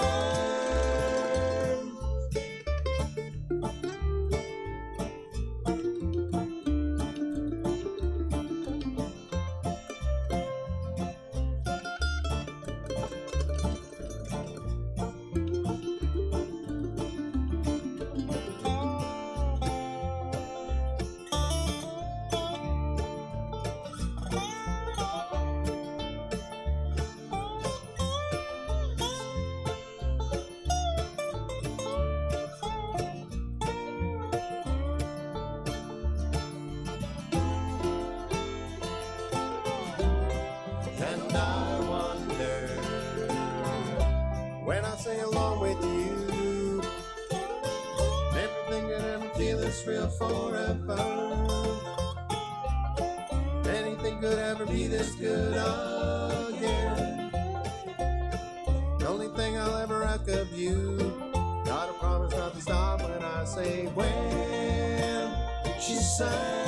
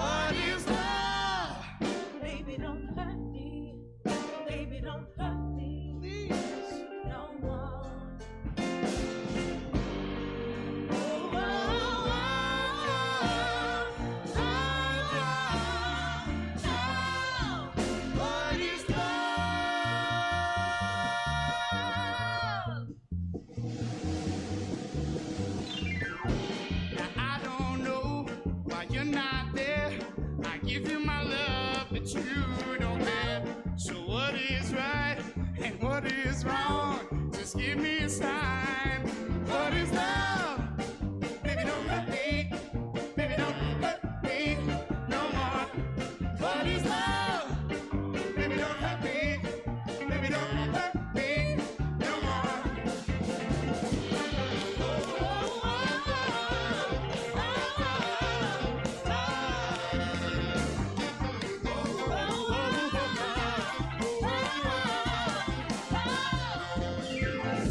Now I don't know, what can I do? What can I say? It's all feel. I know we're one, just me and you. I can't go on. What is love? Baby, don't hurt me. Baby, don't hurt me no more. What is love? Baby, don't hurt me. Baby, don't hurt me no more. I want no other, no other lover. This is our life. This is our time. When we're together, I want you forever. No, no, no, no, no. I'm in love. What is love? Baby, don't hurt me. Baby, don't hurt me. Baby, don't hurt me. Baby, don't hurt me no more. What is love? Baby, don't hurt me. Baby, don't hurt me. Don't hurt me. Baby, don't hurt me no more. What is love? Oh, oh, oh, oh, oh,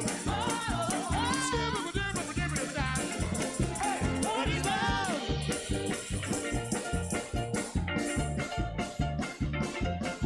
What is love?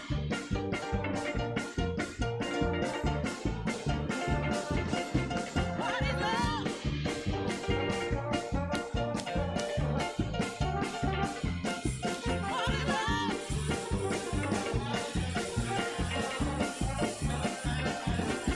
What is love? Baby, don't hurt me. Baby, don't hurt me. What is love? Baby, don't hurt me. Baby, don't hurt me. What is love? Baby, don't hurt me. Baby, don't hurt me. Baby, don't hurt me. What is love? Baby, don't hurt me. Baby, don't hurt me no more. What is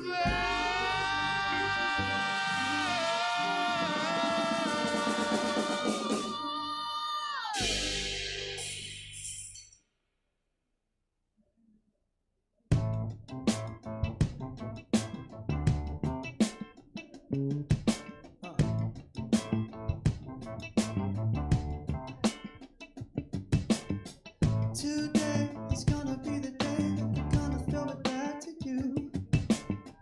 By now, you should have somehow realized what you got to do. I don't believe that anybody feels the way I do about you now. About you now. Backbeat, the wood is on the street, that the fire in your heart is out. I'm sure you've heard it all before, but you never really had it out.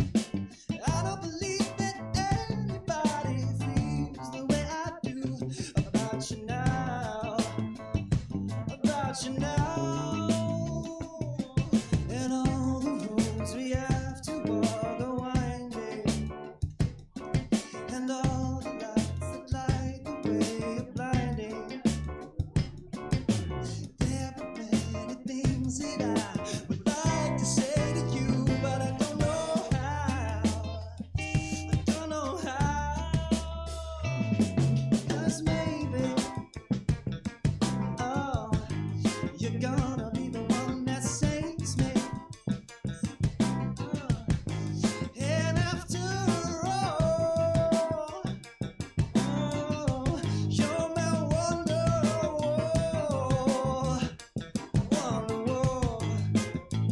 Let me tell you that today is gonna be the day, but they'll never throw it back to you.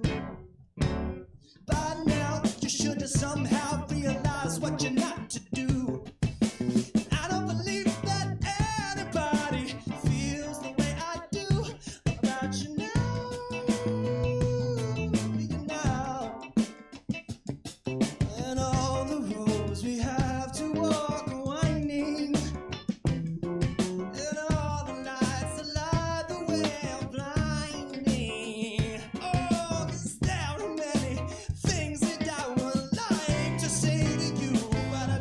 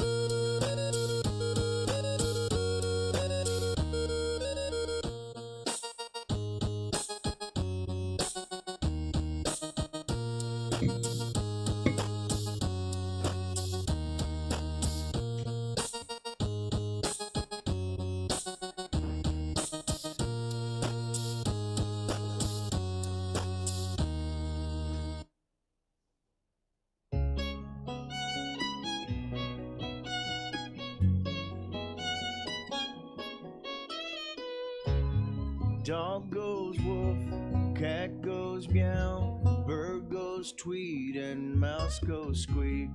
Cow goes moo, frog goes croak, and the elephant goes toot. Ducks say quack, and fish go blub, and the seal goes ow, ow, ow. But there's one sound that no one knows. What does the fox say?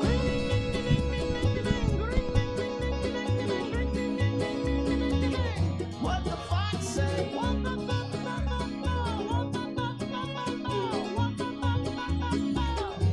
the fox say? Hotty, hotty, hotty ho. Hotty, hotty, hotty ho. Hotty, hotty, hotty ho.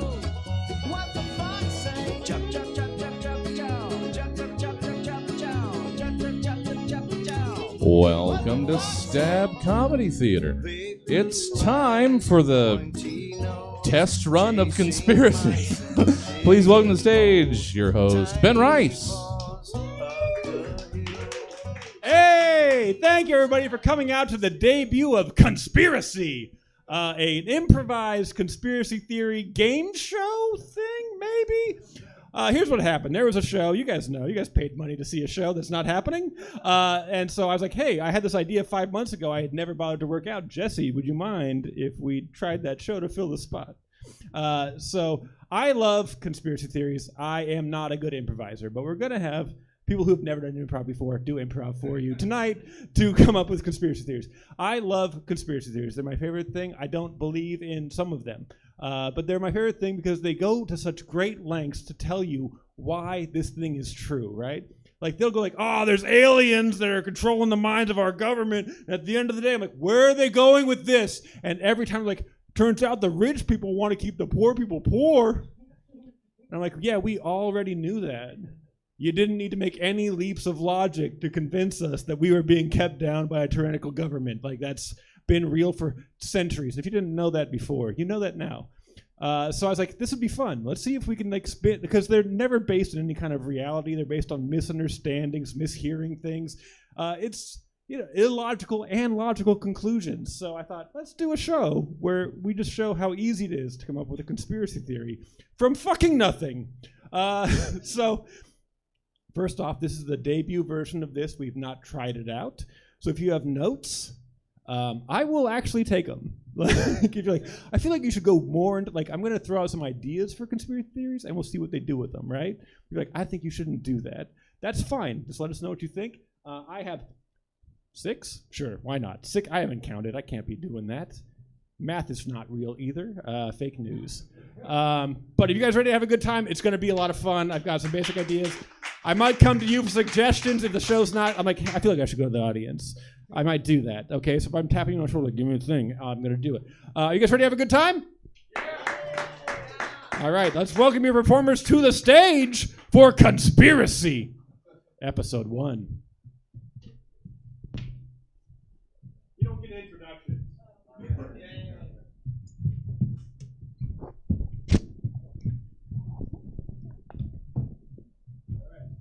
So for conspiracy number 1, Taco Cat is Taco Cat backwards. Why? To what end? Taco Bell uses cat food in its meat.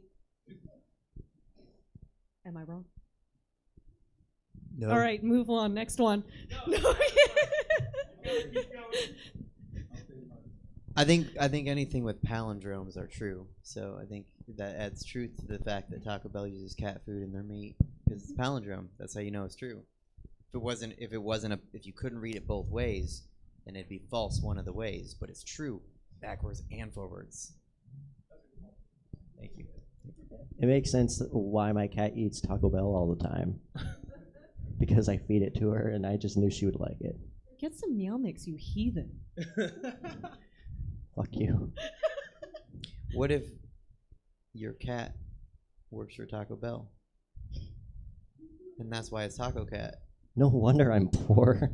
And to get rid of the other cats that your cat doesn't like, your cat's killing them and putting them in taco meat.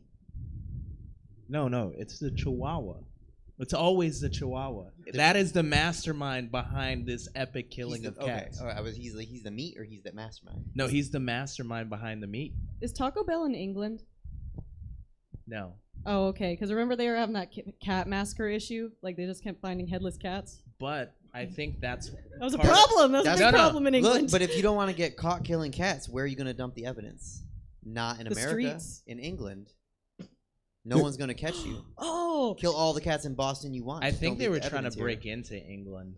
Break into England? Yes, they were trying to break into England. And then the English were like, no, because we want to keep eating just blood pudding. Is Taco Bell in Australia? Yes, but it's made out of they don't have cats there, but they do have kangaroos. No. They do have cats. They have a cat problem, and they are flying in poison sausages for the cat islands to eat, and then they die. It's actually dingo meat, if you weren't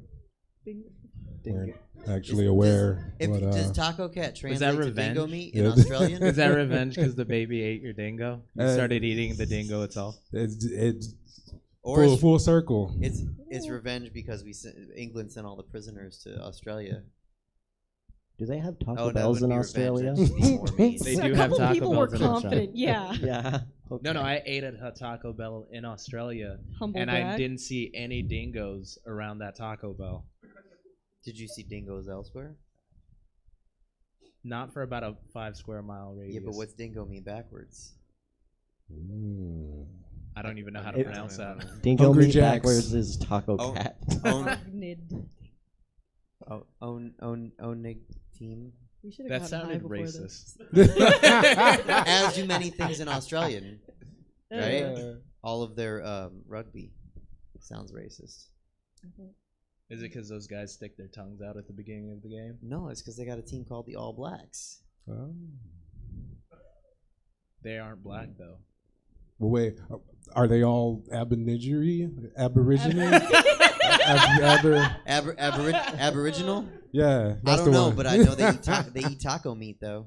They do eat Ah. taco meat. Yeah, It all goes back right. to that fucking Chihuahua.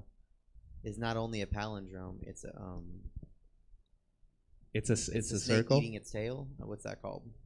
Oh, Wait, the palindrome? That's that Tramp thing. stamp on a girl who lives in the South. Palindrome goes backwards and forwards. Oh, not the thing from Teenage Mutant Ninja Turtles. Wait, that's the Technodrome. My bad. Technodrome, yes. I was like Bebop and Rocksteady. Which the cartoon or the movie? Because the movies are bad. I think Australia made those movies. Makes sense now. Sorry, Australia. I think as far as Taco Cat being Taco Cat, both ways, I think we can trace the origins back to that Pop-Tart cat gift. Yeah. The Nyan Cat? Yeah. Yeah, that's the the Nyan one. Cat. Yeah. That's what started Taco Cat. Yeah, that was the origins of it. I thought it would be Felix the cat because every time you see the intro to the show, he would try to eat a fish, but it was just a bone. And maybe he just went hungry and he started eating other cats. Who the hell is that? You don't know who? That's a very obscure cartoon. There you go. He's a black cat. Oh, see? All black. You sound Australian. Boy. Yeah, I think. Freeze, motherfuckers! DEA! Y'all are on drugs. You're nowhere near the point of this fucking conspiracy theory. Try harder. That is Taco Cat, the conspiracy theory. It's a little bit flimsy, not a strong one. But we've got a few more. And we also have professional improviser, owner of Stab Comedy, Jesse Jones. Yeah. This is no comment on the quality of the first round. Yes. There was just 20 wasted years of improv does not... You got to get your college degree working somewhere. Oh, if that was only college. Oh. Well, no, I mean... Paid so many theaters that have already closed now. And now it all comes full circle? No. Oh. No. But you know, I outlasted the bastards. Ha! Fuck you, Improv Olympic. Conspiracy 2. Let's see how you do your hand at this one. The pyramid Yeah. Everyone knows that. Sure. Obviously, that's not the It's a gimme. conspiracy. But did you know blank, you got to spell for blank, was also built by different aliens to compete for? Taco Bell. I'm gonna say built that Taco Bell. the Jews made the pyramids with alien technology because that's what Jews steal alien technology and then make things. I asked to be up here, didn't I? Oh, we Champ got is the here. ruins. Yeah. The Aztec ruins, I mean, but those are clearly a copy. Those are the same aliens. So what's big? Stonehenge. Yeah. Okay. Wow, the Eiffel Tower. I heard a whisper in the back of the room. It must be. The mountains. The mountains are Just big. mountains? Oh, Yeah, just mountains. They built them. Or there's like Grand Canyon, I guess. the That's president supposed to be face next. guy, Rushmore. Yes. Yes. Jim That was Rushmore. built by the Venusians. I thought they figured out how to build that when they invented cocaine. The guy was like, you know what? It'd be a great idea if we just like take some of the president's faces and put them on a mountain. And then he worked on it himself for 45 minutes. Well, and that's Thanks to why cocaine. that's why it is only the bust, because it was actual fact supposed to be like full torso, but that bump ran out, and it was just no, that's good. Heads are good. The suits, everybody, they didn't have different kinds They know of suits. who we're talking about. Yeah. They know who. Easter Island heads. Those are Oh, little that's a good alien one, yeah. boys. That's a good one, and they're too. all there's a body under the ground. Now, is there actually a body under the ground? Oh yeah. Yeah. Have you seen the body under the Yeah, I've seen Fiona pictures. dug it up herself. ground? Oh okay. yeah, I got little crabby hands. I'll dig it. I heard that there's supposed to be bodies under the ground. It's a. Oh It's, yeah. it's a a whole big bunch of head, rabbits. little body. Yes, it's really. I mean, I tiny. hope so. That's what makes it fun. What if it's a bigger body that's a tiny head? Oh, that's a big old body. I know. That would be That's why big. it's under the ground. I was thinking still. like it was like Ben Horowitz, just big. That's a comic just who was a here. huge head. Not everybody was here at 6:30. I know. That's a comedian with a large head. So, the CIA recently released documents that Nikola Tesla was actually a Venusian from Venus. So, what did he make besides Tesla? Probably Nestle Crunch. He did Because that something shit's important. alien to me. Like, how did they get the crunch inside the chocolate? What the fuck technology does that? That does not compete with the pyramids. Can you see a crunch from space? You can hear it.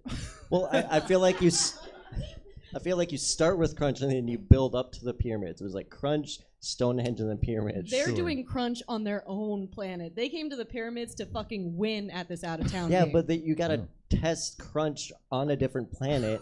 I just want to say that this also sounds racist. Like we're talking like like we're in the 80s. Like look at those kids doing that crunch. Sorry. Wait, you can derivation. hate kids and that means you're racist? No, but if you say like look at them doing that crunch instead of that cranch. That just sounds like a bad dance move. Yeah, that's just most of the comments It on does, TikTok. Yeah. Yeah. It does, yeah. And cranch just sounds like a ranch dressing made by Cheetos.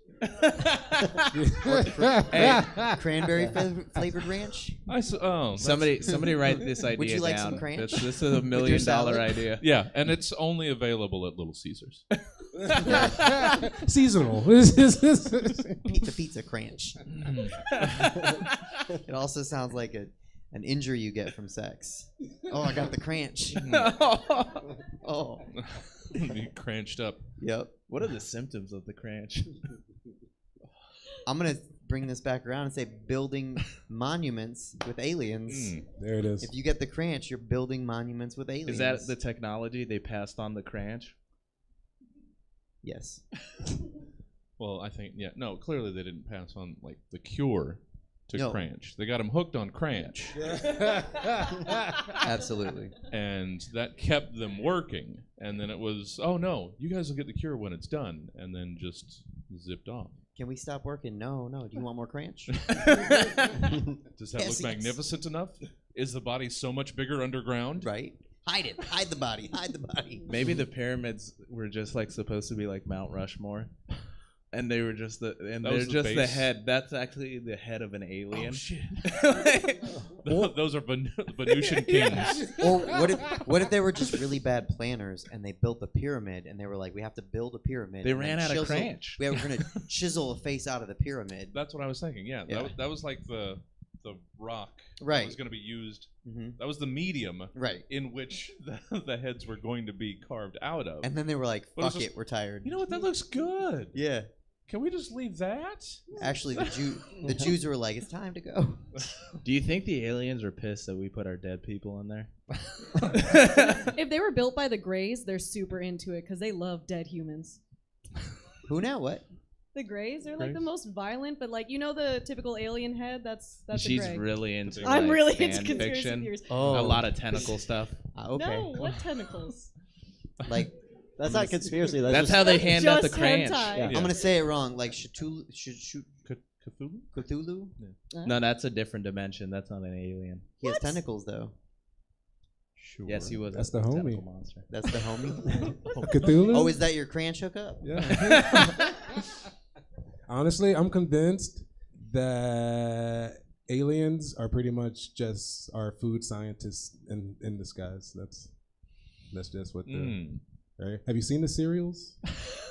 So it's the every crunch. every new rollout is just another experiment Earth's. on the control group that is Earth's population. Yes. That's what Olive On Garden. par Like with the cheesy unlimited gordita crunch. Yeah. That was- FBI! Fuck. You got all under arrest. You're way too close Kinda to the truth on this terrifying. one. America cannot be aware of what is happening. Not Oh, again. no. No, sir. Why did he go straight from? we all saw it, Ben. We all saw it. I'm the FBI. We racially profile. I'm an actor. We appreciate it. I'm glad you guys are continuing, Jade. No, you're done. No talking. Everything you say in canon will be used against you in not a court. We will not put this on the record. No one needs to know. All right. What else you got? I've been playing with the idea of the game. As you can see, I'm like, hey, here's a little opening, and then there's like a hey, fill in the blanks, and now I'm gonna make you play the whole fucking game with the answer into, because I'm not sure what this show is. Here we go. Option 3, cryptocurrency. It's the secondhand Wall Street duping the broke and uneducated out of their hard-earned dollars. What do we do with something that's just true? Yeah, that was. That's for you to figure You need more out. there. I always thought it was just ghost money. Like it came out of a crypt. Hmm. Am I the only one who immediately thought like the crypt keeper hopped out and just started peddling gold to nerds? Did they come out of the Egyptian pyramid crypts? Like, wait, so like and it's, made it's the crypto? soul of money, and it has to go somewhere. Yeah, That yeah. wisp coin. Yeah, that's actually the Boo new, bucks? That's the new cryptocurrency name, Wisp Coin. Wisp coin. Yeah, It's like the remnants from like a It's gonna Black go high. Friday and the start of the Great Depression. Those ghosts are like passing their money down. Hmm. and they're naming it Sharpay. I am perfectly willing to admit that what was the last check? Was it 1,400, 1,600? What was the stimulus check? 14. No. 1,400. I took that and put it right into a crypto wallet, and I have not bet that money on any because it's gambling, right? Oh, yeah. We all get that it's gambling. Oh, totally. It was just I thought so many stupid people have made fortunes. Why can't I get that? How long until like gang members start creating their own cryptocurrency, like straight up crypt currency? Like crypt currency. We have the best currency. We got blood bucks. Can you own blood bucks if you're a crypto? Oh no, you can't, Loke. Right. Well, then right back to crypt coin, right? Yeah. Yeah. There's They no don't- diversifying in that. They don't one. use facial recognition. They use gang sign recognition. Oh, You to gotta sign throw in, up your yeah. set. Like Log in, player. Yeah, all they of- find out you have a diversified portfolio and they jump you. Like I'm just trying to stay at one for the hood. Keep your portfolio homogenized. yeah, all the symbols are just the hands. Nobody's looked in. Good for you. What's gonna be the next cryptocurrency that blows up? Well, It feels like a pyramid scheme. I'm sorry. well, sure. Yeah. But worse is the NFT stuff. Does anybody know anything about NFTs? Right. The apes. Gifts, right? Yeah, Pay it's for like this you gift. sell a link or something, and I don't understand. I understand that even less. It's like everything gets shorter and shorter, right? So like, you had like people blew up off of YouTube, and then you got like Snapchat and TikTok, and now it's like an NFT, which is like a 15-second, or like less than 15-second. Did you see the one that just sold for like 300 million? It's a taco cat. No. So what we're saying is we need like a 3-second platform. We need something where you can only upload a 3-second clip. Beat them. Do 1.5 seconds. Oh shit. Yeah. You know, now we're named that tuning it.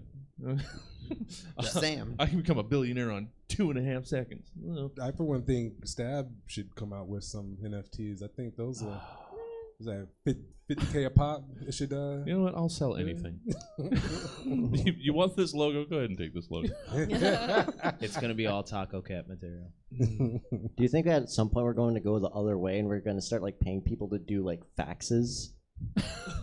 You know, I mean, there's got to be a retro turn eventually. Right. It's going to be a hipster thing. Yeah, people Facts are gonna. back. You guys are acting like people don't fax. Like you still have to fax things in. Well, sure, we're gonna go farther back, like Morse code. Yeah, that's fine. I just with the fax machines, I'm like, why are we using technology that's older If a than me? business uses a fax, it's a scam. I feel like fax me your resume. Fuck you, man. have you heard of email attachments? I don't know what's in no fax. They're not gonna follow me on a fax. The paper What is trail, a fax? literal paper trail. Still using dial-up. Do you think anyone has tried to send like a dick pic through a fax? 100%. Yes. Yeah. All technology ever has been advanced by sex. By ability. There's gonna be a dick pic NFT. I love that. How is there not? You're right. The two people that get a lot. You get a lot of dick pics. No. Oh, I do. I'm scary. I get a lot of dick pics, and we were both like, yep. People try to send them. You get dick pics? Fuck yeah, I get From dick your pics. wife? No, You well, You didn't introduce earlier. No, why, I didn't. I didn't. Why you would but, get dick pics? But I still get them. Well, yeah. Do you want people to understand No, why okay, that so makes I sense? do drag. Yeah. I do drag, and I'm cute, right? Like here, look, I wore this in case I talked about it tonight, because no one ever believes me. Like this is my new merch. But I get a lot of thank you. I get a lot of dick pics. Like so, and he was like, "Do you think people send dick pics?" And at this, we were both like, "Yep." I was like, "That's because we get, but you don't get a lot of dick pics." No, well, the one time I did, I made it my phone background, and then I went to a party. Was it a good-looking dick? Yeah, actually. Oh, okay. But I went to a party, and I would ask for people to put their number in my phone, and if they asked about the dick, I'd say it's my brother's. And See, I don't like to look at them. Being a straight guy, like I just don't want to see a lot of dick. What was the feel in the party? How many upvotes did you get on that dick? Because I see a money opportunity for a dick pic NFT. Is it an NFT? Yeah. Most of them changed the subject, so. But did they make that money? How long did they look before they changed the subject? I can't remember. You can't see faces. I forget. I can't see faces. Yeah. What if that's the next? Three. The next way to do NFTs is just like people that get dick pics start selling the dick pics as NFTs. Well, dick pics are worthless. Would it be like? I don't know. It was your phone screen background. Like they've just flooded the market NFTs, but for some reason they sell for hundreds of millions of dollars now. I mean, somebody's dick pic is expensive to that person, right? Well, I would want to see dick pic NFTs because I've never seen a dick with a hat before. You haven't? Like, what? No. Well, I don't get dick pics, but I would this like to show's on see the internet. one. Someone's gonna send you a dick with a hat now. All right. Yeah. Thanks, Mom. Yeah.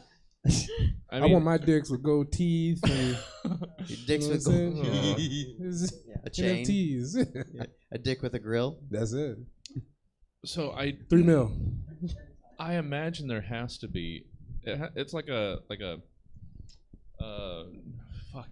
I can't remember the goddamn word for making people pay you money for extortion. Extortion. I'm a good person. I don't even know the word for it. That would actually be dickstortion. Yeah, there has to be. That's sort of the dick pic NFT is extortion to like. I'll delete this if you pay. That has to already be a viable like enterprise. ransomware. No, that's definitely going on. Yeah. That's Ransomware. It's opposite ransomware. Like Oh. this is gonna be out there unless you pay enough for me to delete it. Yeah. Instead of I'm gonna delete your files unless you pay enough. You get like 20 years if you do that. Mm. Of enjoying yourself, and then you get hung like Jeffrey Epstein did. He says that like it happened to him. That Mo's not my real name. Seen some I wasn't things. even born black. Wow. I mean, I knew quite the that. witness protection. But yeah, extortion, blackmail. Yeah, there has to be that sort of ring for that. And you know what? That's probably a good racket. Except it is actually a racket. If you're the girlfriend of a Republican senator, oh sure, yeah, or his boyfriend, then you know you have some scandalous photos of him, and you're like banking off that. I bet a lot of people have made an unfortunate good living off of that sort of extortion of. I'm sorry, internet. Made like 1 Bitcoin. And I you just guys- noticed the colors on the mics. Hands up, motherfuckers! It's me, Alan Greenspan, leader of the Federal Reserve, 1992 to 2006. You're talking a lot about money and famous dicks. We can't be having that. This conspiracy? No. Shut up about it. All right, we're gonna try one more conspiracy theory, you guys. Let's give it a try. And I need your help. Oh shit. That's right, this is a real improv show, motherfuckers. We're going to do to the audience. But I also don't want you to shout anything out. I want to give them a tip. All right?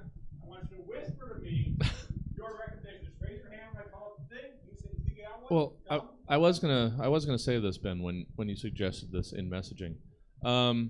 We really are living in a great time for strangers to be whispering in the faces of other strangers. Here's my telephone number. Text me your answers. All right, is that better? Get your phones out. Text me your answers. I'll pick the best. If you make a typo, it's coming in. That's just how it's gonna be read. Oh, all see, right? now we've made it a multimedia show, Ben. See, look at that. America. It's better. Do you guys want to sing while people are texting in? Oh shit, what do we have? What do you guys want to sing? I don't sing. I don't know if that's distracting. Yeah, that's lip syncing. Technically, That's technically, No mics. All right. I got all my 916. sisters and We all me. assumed that. 916. Jesse, cut the feed. Oh shit. No, it's fine. I don't care. That's all right. Shut it down. Nobody can hear you. That's fine. 916. 712. People are actually putting this into their phones. That's good. Oh, hold on. Sorry. I want your answer. To someone who is committing the conspiracy that we're getting. This is how Ben makes more friends. He's just Yeah. giving his All of a number sudden. out of The shows. person creating the conspiracy, doing the conspiracy. I want that answer. I'll also want what are they doing? Carry out the conspiracy and why. You can answer one. So or all. would you like to give them a nice example of what that might sound like? No, not at all. Just so. Yes. Here's what I gave to a friend earlier. It's pretty easy. That the American Dairy Association created Paul Rudd in a lab, keeping him so young in order to sell dairy milk to veganized youth. That's why he's an appealing person. We want to make sure he's overly veganized. People are just going vegan now. Like, no, American Dairy. So it's the who is doing the thing, American Dairy the thing that they're doing, keeping Paul Rudd young, and why. To sell more milk, people who do not want dairy products. That's right. The what why. the Who, what, lactose why? The what intolerant. why. Exactly. Yeah. I love Paul Rudd. It's hot. yeah. And I will be mixing and matching for the most insane thing you've ever seen in your life, or Nice. completely logical.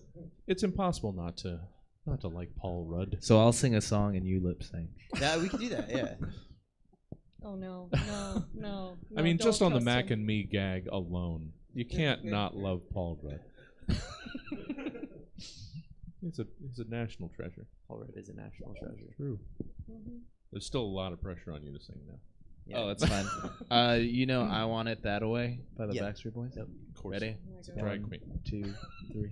You are. Don't look at me. Look at him.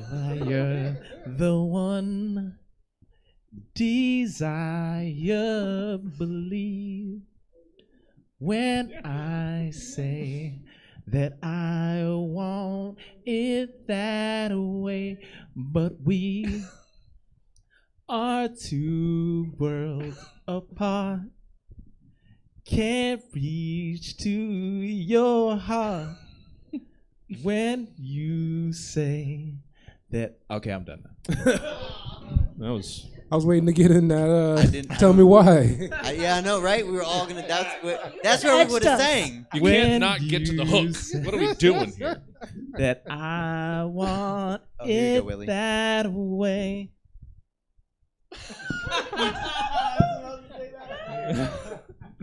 You committed to the singing. All right, Ben is frantically compiling suggestions in the back of the room. Okay. All right. You know what? It could be rapid fire, Ben. With the other ones, you can just read honorable mention. Yeah, it could be rapid fire. Real quick responses. Doesn't have to be. Doesn't have to get in depth. We're workshopping this like live. So yeah. Thank now you. we've integrated this text. Yeah. We've integrated this texting system too. That wasn't part of the show. You got I have no idea what I was doing. All right, here we go. You guys ready? Yeah. Everybody throw in one thing. Just throw in one thing. Whoever wants to start, and then go fucking counterclockwise or clockwise. What? Choices. Yeah, leave it in your hand. Benjamin Buttons. To keep consumerism, babies and old people are the same.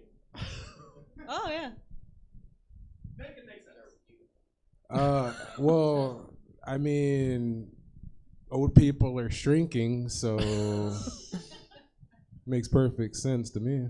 I mean, most. Are we gonna go in a line? I don't.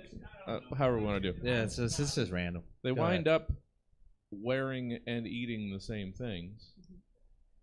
It's diapers and strained peas, so it's. There it is. I thought Benjamin Button's disease is where you slowly morph into Brad Pitt. I was trying to catch that as soon as I could. Yeah. And I personally have something in common with both of them is that we both need to have our food blended before we eat it. They fall all the time. They're incoherent. They call out for their mommy in the night. They're racist. So. Oh yeah, yeah. Well, except for the old one's named Willie. For some reason. Until you got to the racist, the fall all the time, Mhm. scream for their mommy, and what was the other one? They just sounded like old people and babies were just drunks. Oh yeah. Wait, what was the last one? I don't know. Drunks are kind of racist sometimes, though. Well, oh, yeah. Unfortunately, it does bring it out. Yeah. And they got to keep old people and babies the same so that this capitalist government can continue to control us. Because what is one of the big things old people and babies both use? They're both Portions. worthless. Oh, diapers. Yes. Yeah. And what do diapers secretly fund? NFTs. The pyramids. They're building new pyramids With diaper money? with this diaper money. Diaper money, baby. And no, They- but look, bra money is not cool, but diaper money is really All right, what do not you They're got? collecting. Oh. Yeah. That was rapid considering the last few. Bill Nye, the science guy, Oh no. is throwing a water balloon because only viruses have intelligence. Oh, that was his test. Like he's still addicted, even though his show is over. He's still trying to test things out, and he's trying to test out the intelligence of viruses. So he puts them in these water balloons because that's the only way that they can survive. And he throws them at people, and he sees if their IQs increase. Is this just a new COVID study that he did? He's just throwing water balloons at COVID patients, hoping that it goes away. I think he's just trying to prove to people that COVID is real by throwing COVID at them. I think he's trying to take Fauci's seat, right? That's what I heard. You're looking at him like he knows. You know what? All you have to do is say any series of words, stroke your beard, and say that's what I heard, and then you get people to. Is that a thing? Or you Especially ready? that intense gaze that you just. That's what I heard. You know, Bill Nye.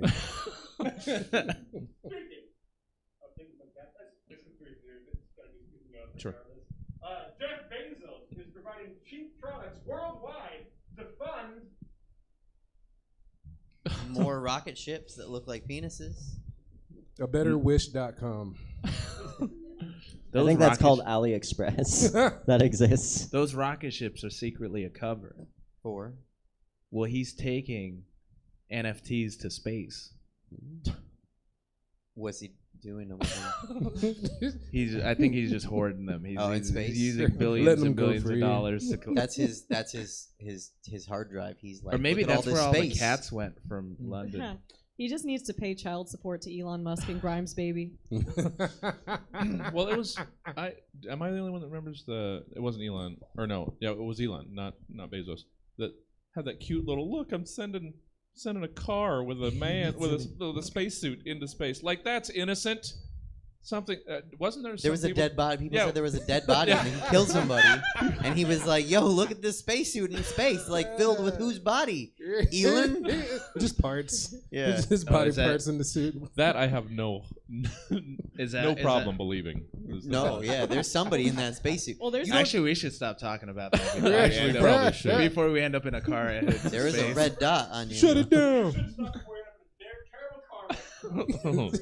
Conspiracy theory is Steve Harvey is growing out his mustache for legal aid to Ukraine. Oh, you were so excited, but you got nothing. I just love Steve Harvey on Family Feud. Now you see. Mm-hmm. Steve Harvey. Why are you laughing like Squilliam over there? I love Steve Harvey impressions. I know, right? I wasn't I'm sure. like, keep going. I like Look this. here, player. I wasn't sure if we were getting Steve Harvey or Foghorn Leghorn at first. I'll say. Steve They're actually the Leghorn. same person.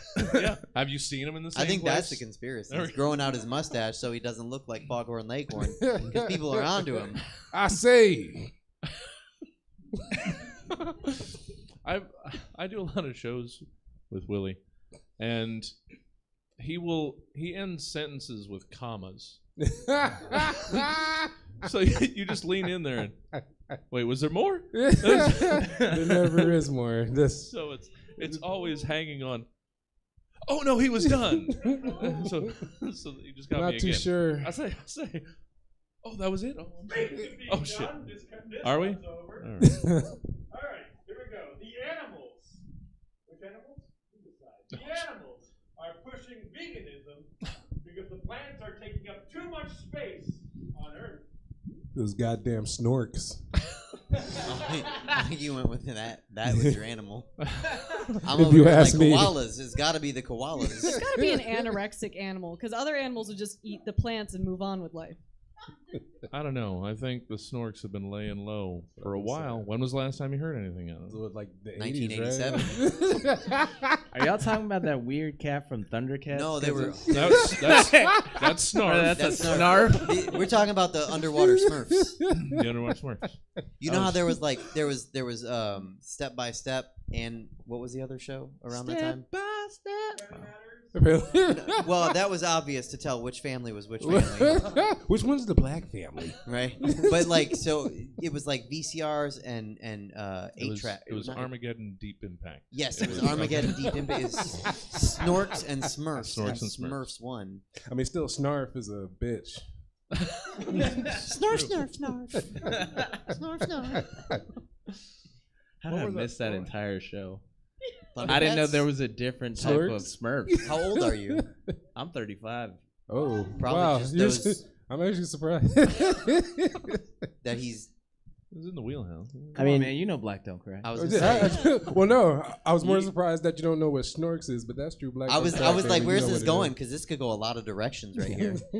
I'll be honest. It will It stay on ends up at Snorks. snarf Yeah. or smirks. Smirks. Smirks are what Oh, you man. get when you tell jokes about your ex-wife on the internet, and then you talk to her and she smirks at you. I think that's a smirk, right? But now I want Smirks. That was the Hanna-Barbera. No, those were all Hanna-Barbera. Nope. It's just Yeah. yeah. it was. That was just the deeper discount bin. Yeah. Smurfs and Snorks and Smirks. That was a late night Hanna Barbera came together after some cringe. I was Yeah. the cranch induced. Let's put them under the sea. and have weird periscopes that they breathe on it. You guys, you're all too young to know. I know. Oh shit. Okay. No, it's good. You feel the lull. I saved the best for last. This is an opinion piece. Oprah Winfrey is selling books to deforest the world in order to lower the population via pollution. Oh, I agree with this wholeheartedly. It's 100% true. She has been working. You get some pollution, and you get some pollution, and you get some pollution. She killed Captain Planet. Yeah. She does look like the main villain from Captain Planet. Which one? The pig one? I don't know. Ooh. I mean, back in the 90s, probably, right? Back when she was a big one? No. I'm pretty sure Oprah could throw hands, so she's from Chicago. She could probably- take Captain Planet out in about 2 rounds. Captain Planet was not from Chicago. He was not from Chicago. He didn't murder Chirac? anybody. He was He Chirac? was anti-murder. I don't know if we're talking about the Don Cheadle Captain Planet. That's a different Captain Planet. That's a different Captain Planet, motherfucker. That's an alternate Tree, universe tree. Captain Planet. If you don't know that, you feel free to look it up now because it's worth it. Very well, not worth now, it. like in No, right now. like in 10 minutes. Yeah, exactly. I'm pretty sure Oprah has superpowers though. Hmm. Like I think she is like in her spare time she just deforests the rainforest. Like she just flies and then she goes, fall. I thought it was more of a. I like to think that it is more of a mental power that she has, but she still deforests the rainforest just because like she can convince people to get in the book club and do whatever programs. So that's just actual superpower. Has anybody But in read spare one time. of Oprah's books like in the book club? The sample size of like this I've audience heard is about it no. for years. I've heard about it for years, but I don't even know one of the books in her book club. I don't think anyone that came here knows how to read. Because it's just pollution. She's just creating pollution. It's with those also books. a powerful person who can have a magazine for how long? How many years has 30? existed? And a to channel. be the cover person for a magazine for the entire run. I was gonna say her That's and Hugh right. Hefner until you said that part because I was like, his magazine's been around for a while No, too. But It was all from one photo shoot too. Just like there's 100 different outfits. They're like, we can make this last. yeah, 1 year, 1 day.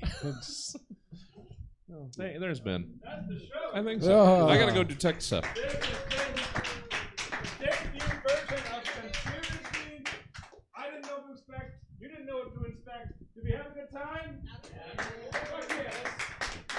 I'll take half-hearted applause every day and twice on Sunday. I've been Ben Rice. I do stand-up sometimes, but like this was the thing I thought of. Jesse helped 5 months ago, and then we didn't review the texts. So if you guys have feedback, you have my number. We will try to do the show again. Just like, hey, I think this would be more fun for you, and that's what I want to do. I'll make this a fun show for you guys. Keep coming back to Stab Comedy Theater for improv, stand-up, sketch, wonderful thing. Thank you guys so much for supporting live comedy, and don't forget to stick around for camp, whatever the fuck. All right, hey, so I'm gonna do this. Thank you very much, Billy Travis, Stephen Pullman, Volga Beta, Fiona Reed, David Samuel, Jesse Jones,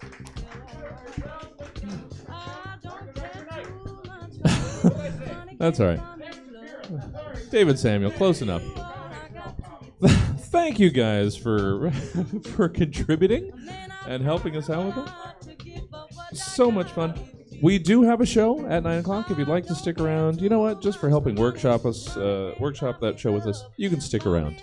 But if you're done with us for tonight, thanks for coming out. Check out stabcomedytheater.com for our full calendar of events. Hold on, live audience that's sticking around. Hold on, all night audience. 13 minutes to the next show.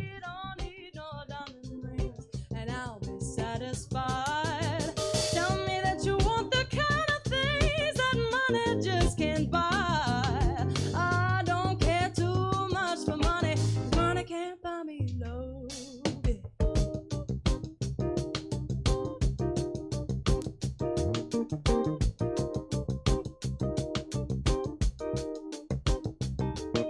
Oh, I don't care too much for money.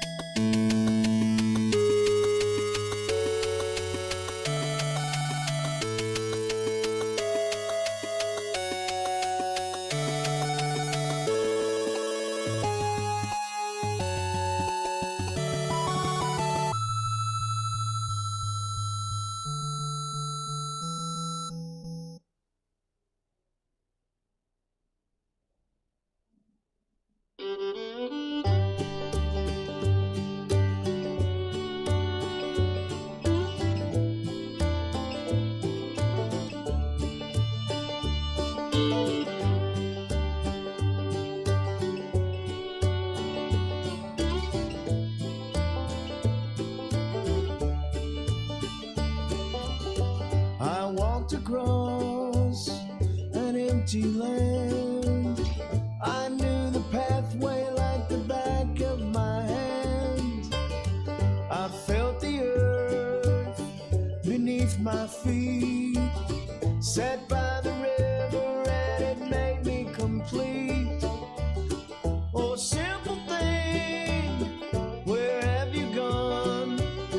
I'm getting older, I need something to rely on. So tell me when you're gonna let me in. I'm getting tired and I need somewhere to begin. I came across a fallen tree. I felt the branches of it looking at me. Is this the place we used to love? Is this the place that I've been dreaming of? Oh, simple thing, where have you gone? I'm getting old and I need something to rely on. So tell me when you're gonna let me in. I'm getting tired and I need somewhere to begin. So if you have a minute, why don't we go talk about it somewhere only we know? This could be the end of everything. So why don't we go somewhere only we know? Somewhere only we know.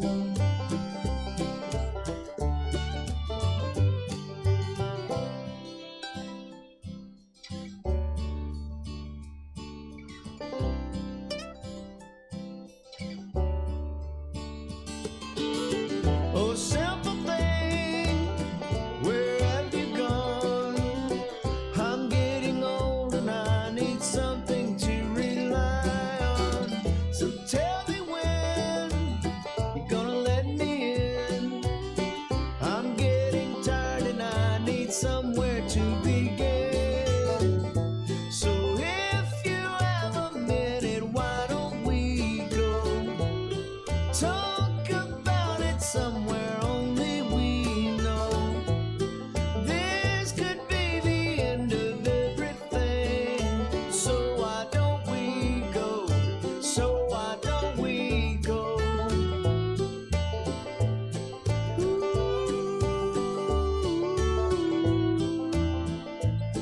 Yeah, this could be the end of everything. So why don't we go somewhere only we know? Somewhere only we know. Somewhere only we know.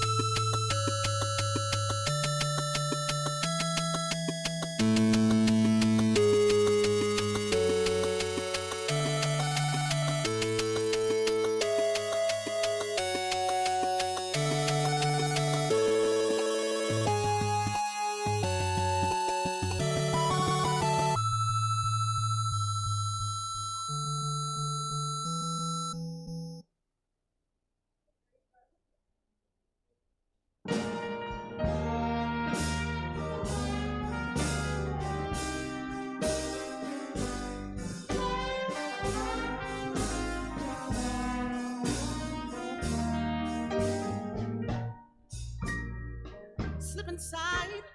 Welcome to Stab Comedy Theater. It's time for Camp Wanderlust. Please welcome to the stage your host, Spencer Salins.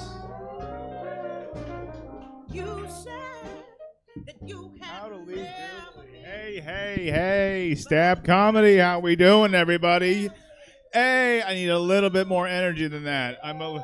Yes, there we go. That's what I need. There we go. Welcome to Camp Wanderlust, another amazing month. I am your host, Spencer Sellens.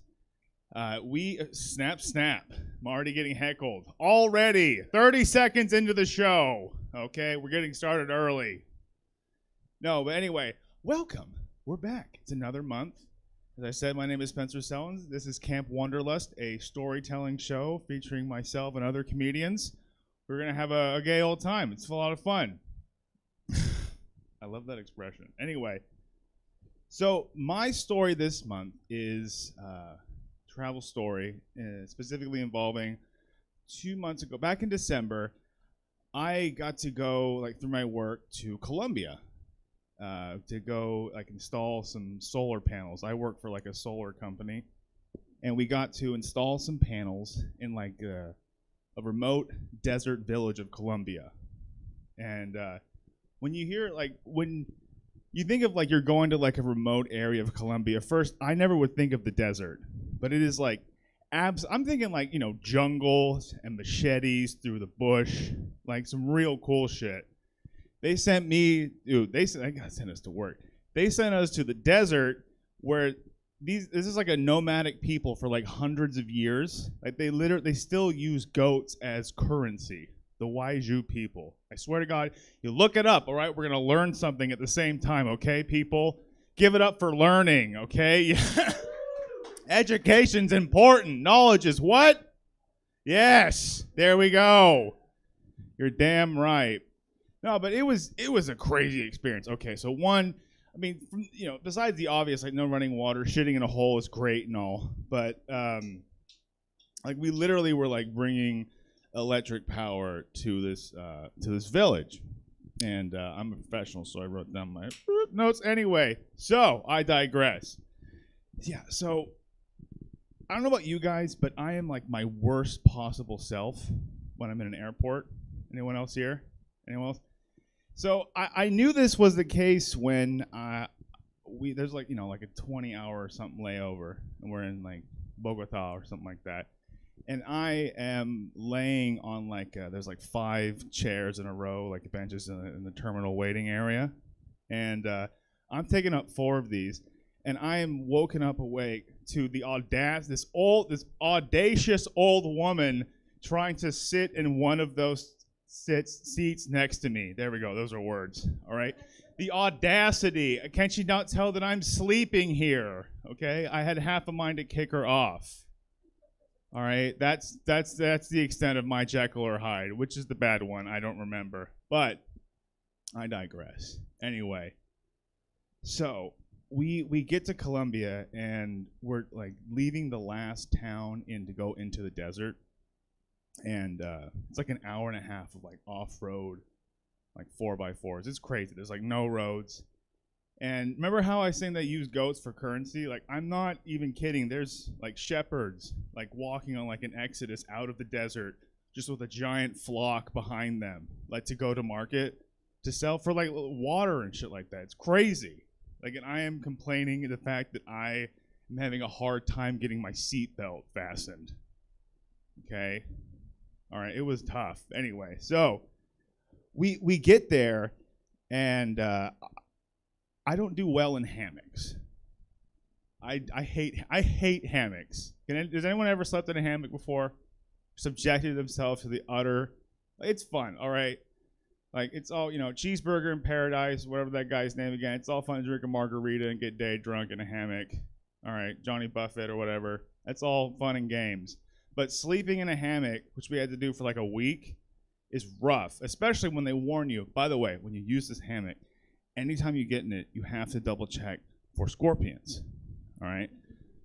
So every time we just sweep it out or like flip it inside out. I got it one time. I only had one time with the scorpion. All right, I was a little bit upset. But they did warn us about one other amazing animal. Anyone know what a scolopendra is? Anybody? No? No one? No Wikipedia? Anyway, scolopendra, it is a 9-inch venomous centipede. Aren't you excited? Isn't that sound amazing? When they told us about that, the scolopendra, I was very excited because it was shower time. Bucket shower time specifically. I was excited, all right? So we're in our it's our like shower area. It was exactly like a concrete replica of like what a locker shower room looks like in a high school or like a college. Like you have little partitions of an area that kind of like that's your area to shower. So it's the first night.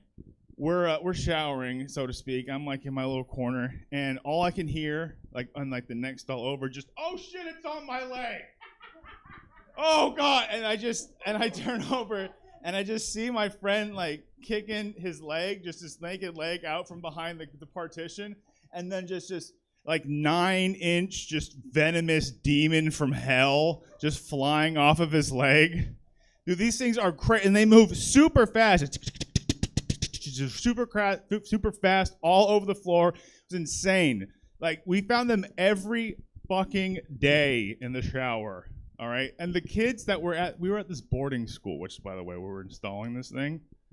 Boarding school, like it would power like an IT classroom and all that, and like lights and stuff, like real rudimentary shit that like we don't even take it like what do you call it?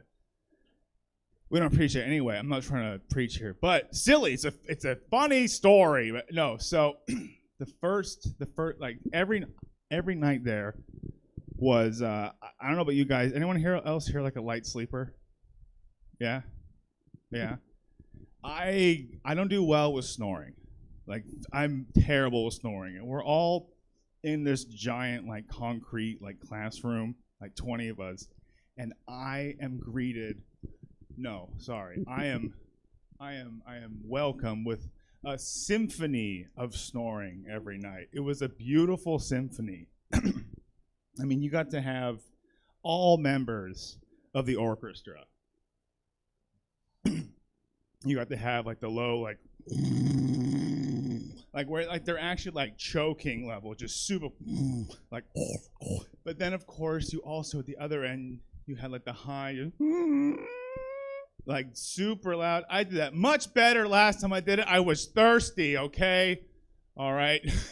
We're going to start hot, people, okay? Anyway, so this is an interesting trip. And during this trip, too, they,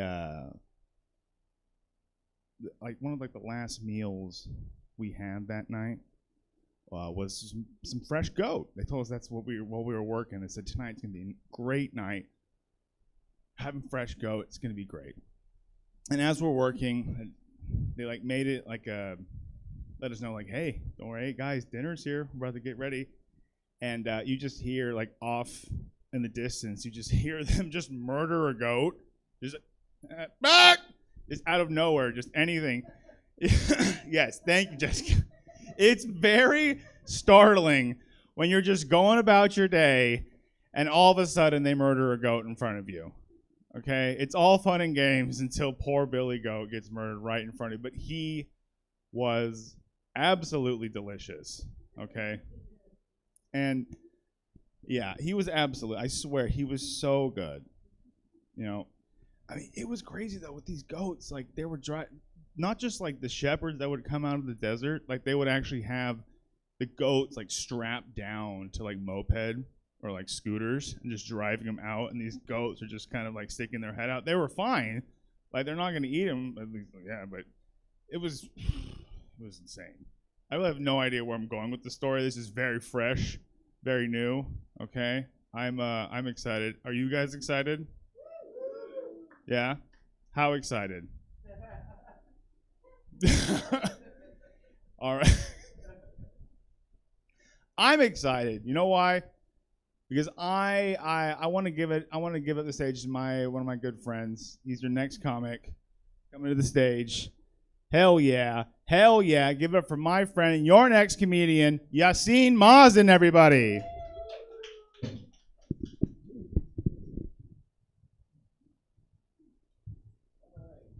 Hey, how we doing? All right, yeah, that was cool. Just wondering, how did you end up here? Like, are you guys a group collective as three? Y'all are friends? She dragged you? Oh, Spencer's your brother? And you're Spencer's wife. Oh, hi, guys. Hi. Nice to meet all of you at once. My name's Yassine. Yeah, you guys can be nice to me, too. You know, it's like... And then, was it John or John? Nice to meet you. I haven't... Hi. What's your name? Carrie. I'm Yassine. Nice to meet you. Jessica, what's up? Celeste in the back. Get the fuck out of here. That's my friend. I get to say that. You understand the premise of the show, right? Like camp, Wanderlust. Well, I mean, it's like camp, so like this is the most campy I can be for y'all. And I appreciate it if we all get like more campy, because y'all are not happy right now. Like none of you feel like you want to be here. And I want to change that. Starting with these empty seats, you know, like this is all we got tonight. Like, let's commit to it. So, everybody in the back, I love you so much. I totally understand why you're back there. But we're going to have a good time, and I want you up front.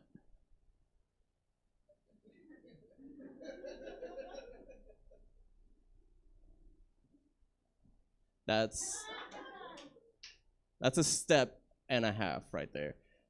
You really don't want to sit up front because we're just gonna tell stories and like that's all we got. You know what I mean? Like it's just story time. Thank you, Celeste. Well, I honestly thought they were gonna move one row up, but now you gave them no choice, and they're not gonna be this near. Damn it.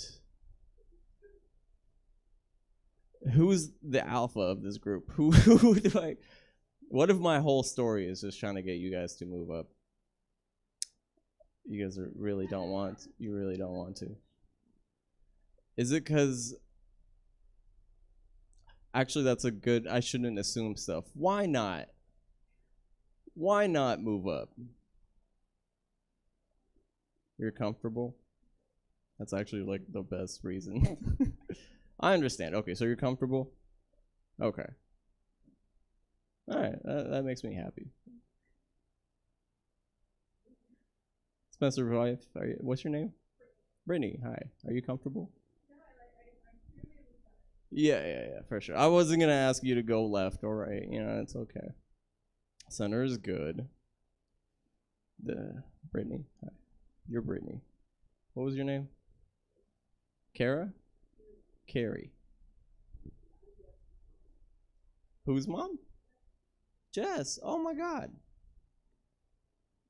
This is okay. My family. I wish I would have brought my family out. Dude, what's your name? I'm sorry. What's up, David? You're just David? You're just David. Okay, cool. All right. Well, I wanted to get like super vulnerable. That's why I wanted to crack everybody up. I'm going to talk about some shit that I wanted to hide forever. So you're like, oh, everybody's like, nope, that's not your night. Here's what happened with me, y'all. I went through kind of like I wouldn't say transformation. I definitely transformed though. Like I went and I explored myself this past year. Like heavily. And by that, I mean like I just did things without saying no. I ended up in this is what happened. Well, the story that I initially went in for, like for thinking about this, I was like, this is the story of how I stayed in New York for a month without paying rent.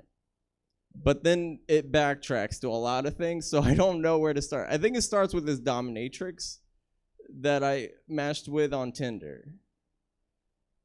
I think it starts there, because that was my first, like, moment where I'm no longer in my life that I'm used to. I'm now talking to this dominatrix that dominated me like hella hard. Like she told me when to pee. Like it was a lot.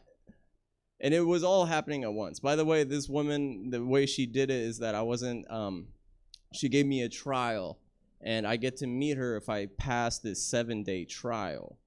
And those 7 days consisted of 1, me, I can't orgasm. 2, I can't touch myself without her permission. 3, I don't know, whatever she wanted me to do. And it was like every day was a new challenge. And it was all fun and games at first. Like I was super, it was a blast, you know, because again, I'm trying stuff for the first time. I was having a lot of fun.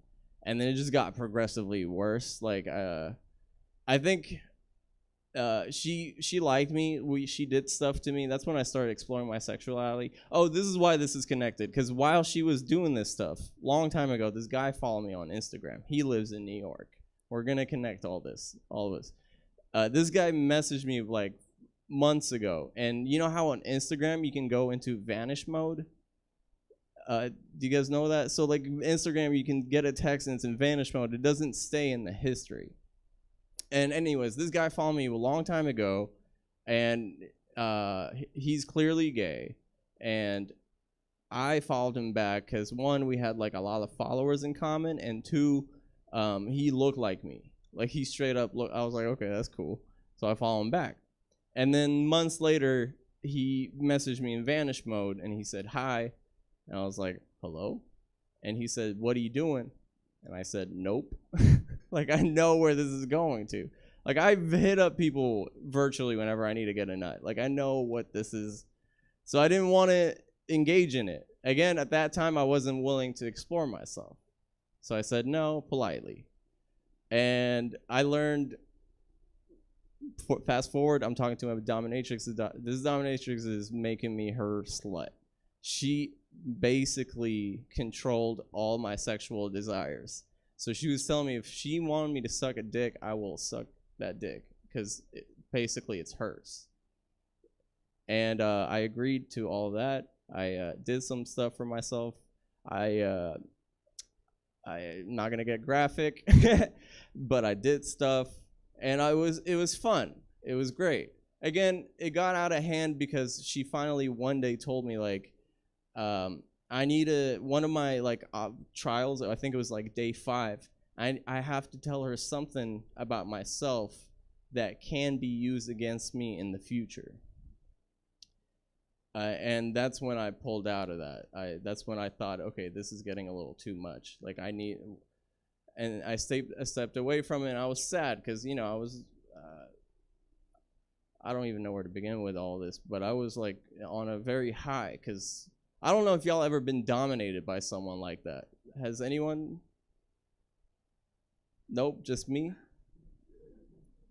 It's addictive. It was weirdly like a fucking drug. And it was a fucking drug. Thanks, David. And then so now that's gone out of my life, I was super sad. So I was looking into, you know, going to New York. But while this dominatrix is doing all that controlling of me, this guy, his name is Adam, messaged me again during, and he was like, "What's up, dude? I actually just want to be your friend." So this time it wasn't on vanished. I was like, "That's good. Now I can talk to you." And I told him because I'm going through this stuff with the dominatrix, and I'm like exploring my sexuality through it, and it was really cool. He was like, "Oh my god, that's so exciting, man!" Like, and he's like, "Hey, by the way, like, if you ever want to come to New York, like, I have a place for you to stay." And I was like, "Okay, thanks, but we'll see what the mistress says."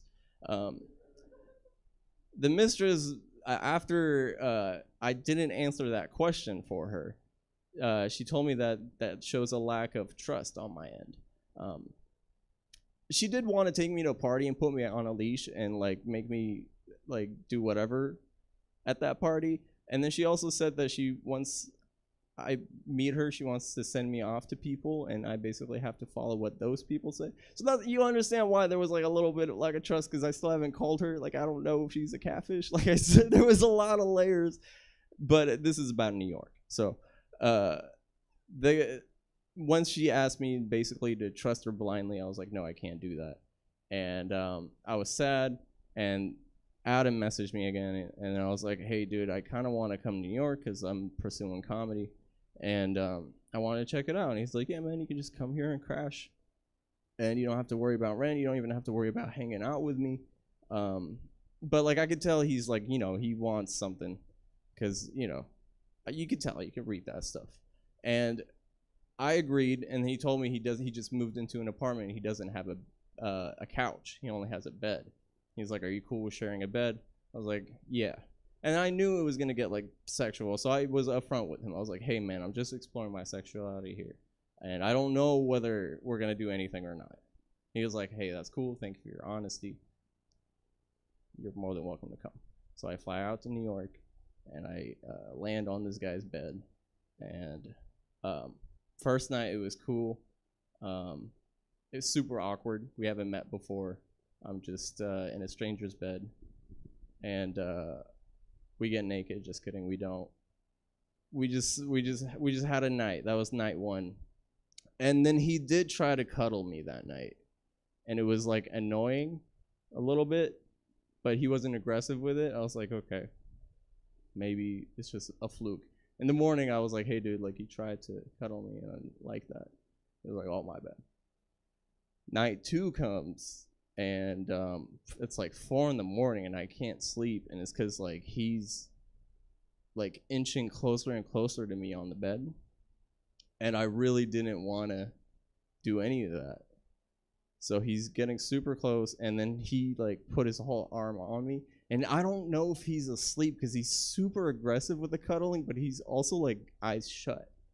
So it's just super. I don't know if y'all ever been like cuddled, ladies. Like I don't know if you've ever been cuddled by someone you don't want to cuddle, but that was like super upsetting. It was not cool. Like I wanted to knock him out even though he was asleep. Like I wanted to put him to sleep more. I don't know how to explain it, but next day I told him, I was like, hey man, that was like not cool. Like I thought we talked about it and we established it, and he's like, I'm sorry, dude. Like when I get sleepy, I just get cuddly.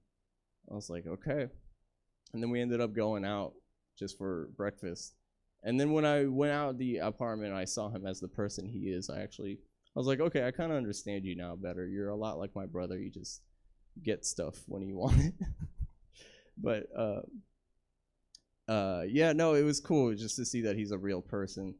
And anyways, I ended up knowing that he seemed nice. He actually gave me the whole space for myself. He even felt bad. He went and stayed at his friends, and he did that night after night. Like I stayed there for a whole month, so I started to feel bad, and I kind of wanted to, you know, finally dive into that world. And I told him, I was like, hey man, you can come spend the night tonight. And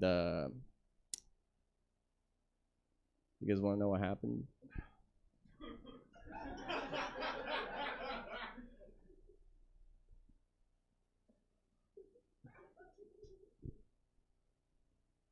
Nobody said yes. You said sure? Thank you, David.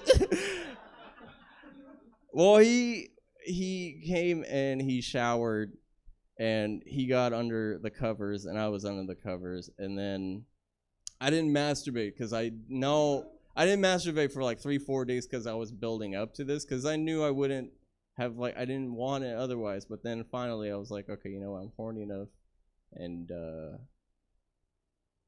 yeah, we didn't fuck. We didn't. We did not. We did not. I actually just ended up jacking off under the covers, and I was like, do you want to do that too? And he was like, yeah.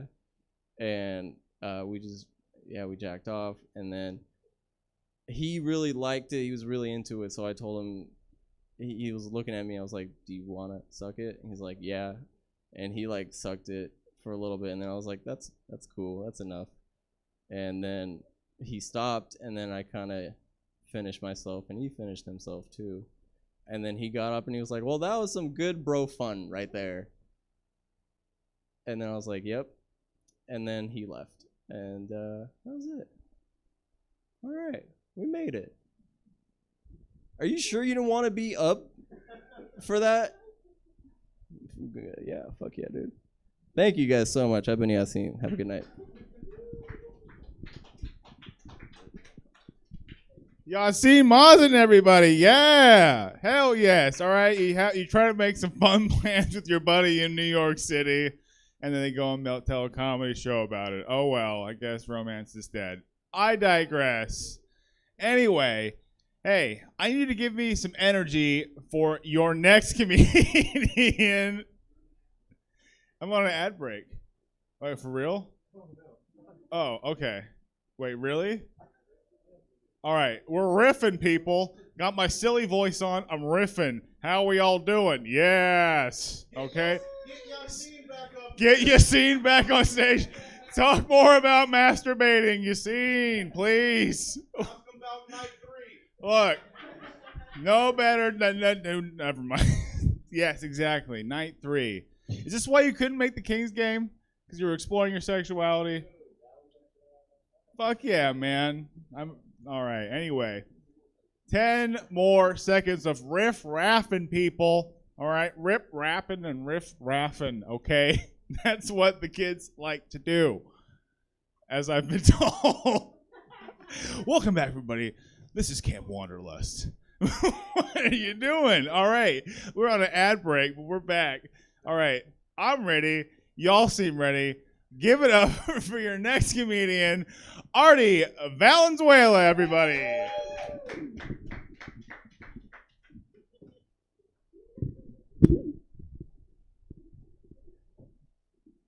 Hey, I didn't know what the fuck was gonna happen tonight either. Yazine got lit like 16 minutes ago. He didn't give one fuck. How the fuck do you go after some shit like that? The moment he started the story, I actually knew the story. I looked at Spencer and I just went, "This is your fault."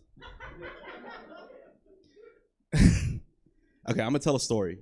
Okay, it's a news story. You guys gonna be with me here?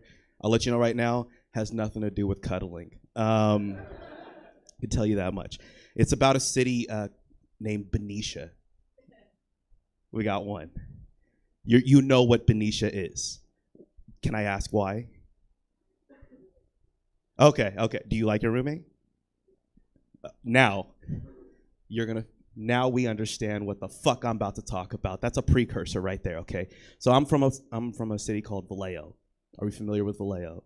You know, E40, Mac Dre, all the cool shit you guys rap about, it's from there. And Benicia is like right down the street from Vallejo. And I remember there was this highway, and actually let me begin. So Benicia, because I was raised by my dad, obviously. I found out my dad at a young age. When he was a teenager, he got banned from the city of Benicia. Banned from the city. I didn't even know they could do that kind of shit.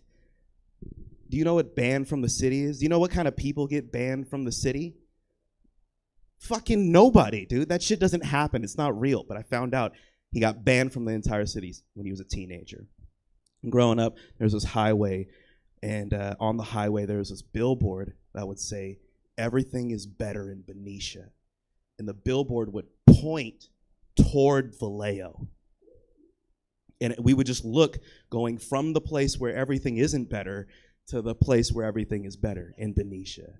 And I remember that that had to affect my parents growing up, you know. So I remember I wanted to play football when I was about 8 years old, and they wanted me to play football in Benicia, but I wanted to play in Vallejo, because in Vallejo there's this team called the Vallejo Raiders, and where I went, or where I would have went if I played, right? And there was this kid who played there. I went to school with him. He ended up winning a fucking Super Bowl, all right, with the Denver Broncos. He played with Peyton fucking Manning, all right? I wanted to play with him. My parents wanted me to play in Benicia. Turns out, when I played in Benicia, we didn't win one fucking game. We went 0-8. Nothing was better in that city. And I remember the coaches, they would use the playbook from Madden. You guys know that game? They literally had the Rams playbook in Madden. They printed the shit out. There was an EA logo on the side. It was ridiculous. I remember they told my quarterback to like hold L2. It was fucking stupid, dude. I remember my grandpa he would bring me to the games, and he would bullshit me, dude. He'd be like, "Oh, Artie, huh? You going to win today?" And I'm like, "No, Grandpa. I'm fucking 4'3", 95 pounds, and I play defensive tackle. Like, we're not gonna fucking win."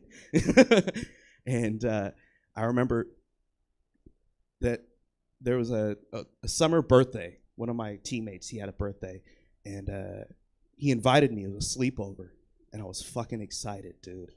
And I was really more so excited because I've never been to a white kid's birthday. I know there's a lot of white kids in here. I didn't get invited to your birthdays. I didn't know like a birthday would have less than 50 people. You know what I'm saying? No aunties there. That's amazing. And no karaoke. Like zero, dude. No one's gonna sing karaoke. You white people only love it when you're drunk. I'm not gonna hear my grandpa sing fucking, what is it? My Way by Frank Sinatra. You ever hear an old Filipino grandpa sing My Way, dude? Just, now the end is near. Oh, Artie. And so I base, but to keep up the final curtain. It's fucking annoying, dude. It's my 10th birthday. Why are we singing this? I'm not dying. But I remember I got invited, dude, and he was like, "Dude, we're gonna play video games. My mom's gonna get pizza, and we're gonna go TPing." And I was like, "Oh, dope. I've never slept outside." I didn't know what TPing was. Do you guys know what TPing is? Yeah, I didn't. I thought we were gonna be out in the fucking backyard with a couple of sticks and I don't know, canvas or some shit. I didn't know what you white people did, dude. I didn't know how you slept. I was excited. I brought over a sleeping bag. I was the only one. And I remember throughout the night, it was fun, dude. We were playing video games.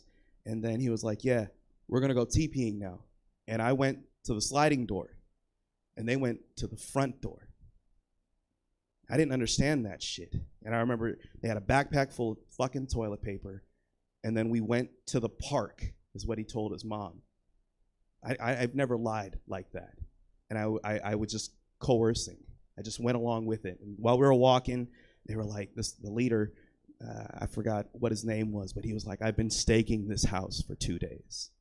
We were 9 years old. And he was like, "They've been on vacation. I know it. They're not home." And I was like, "What are we doing?" And we're going to throw the toilet paper all over their house, and it's going to be amazing. It's going to be fun. And I remember we got to the house, and it was dark. So all signs pointed towards green, right? And in my heart, I already knew this isn't a good idea. But I went along with it, right? And I remember we started throwing it. We were throwing it and throwing it. And then I looked in the window, and the TV was on. And I was like, "Yo, TV's on." And he was like, "They're not home. They left the TV on. Like, that's what they do. Just act like people aren't home or are home."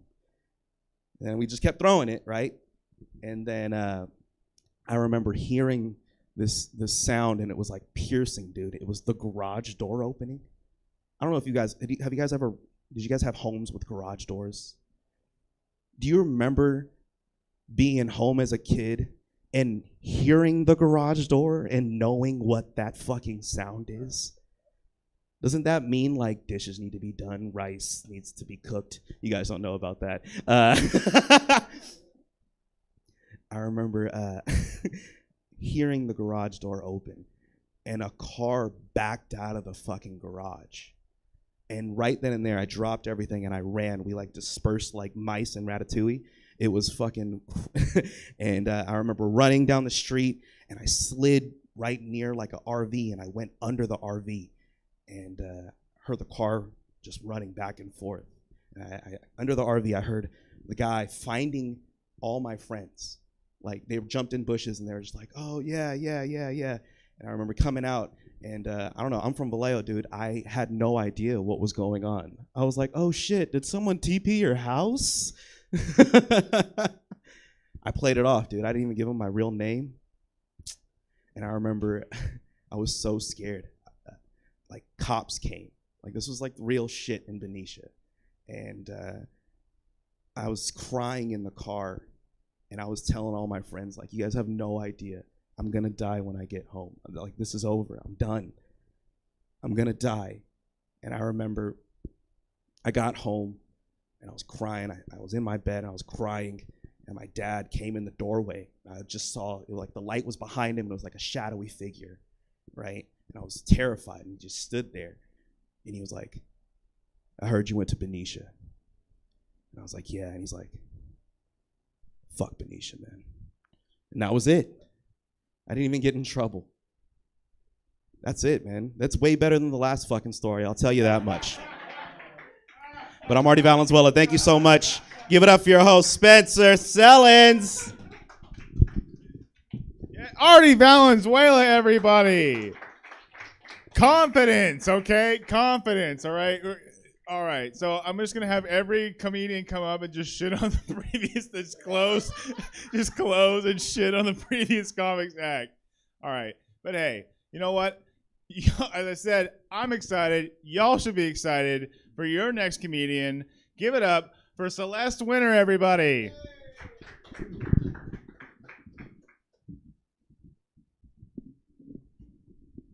How we doing? I thought this was like a scary story show. That's not okay. I didn't prepare for this, but I cut my hair recently, very impulsively. That's kind of scary, right? You guys think that's scary? You want to know the story behind it? Do you want to know? Okay. So I was having a mental breakdown, and so I had some scissors, right? And so I looked at them and I was like, should I? And then I grabbed them, and then I went to the bathroom, and then I started chopping off my hair while I was sobbing. You guys think that's funny? Is it funny when women cry? Do you guys like that? You? No? Okay. Work with me. Let's see. I went to a house party a year ago. It was in the middle of the woods, and it was a lot. It was a lot of men and a lot of alcohol and some women. They were bitches though. You know, they were cunts. Yeah. I did mushrooms. With my friend. Do you guys ever do mushrooms here? No? You guys hate me? You guys want me dead? Okay, well, I did mushrooms there. And I had a panic attack because I realized that I didn't want to be there. I had that spiritual awakening. So I ran up a hill. We were like in a forest, right? So I ran up a hill, and I just kept running. I just kept running away until I couldn't hear the music anymore from this cabin that we were staying at, because they were playing music at like 8 a.m. and taking shots, because that's society now. I don't know. So I'm running up the hill, and having a panic attack, hearing voices in my head, feeling a little schizo, right? And then guess what happens? Guess what happens next? Something. Give me something. I what?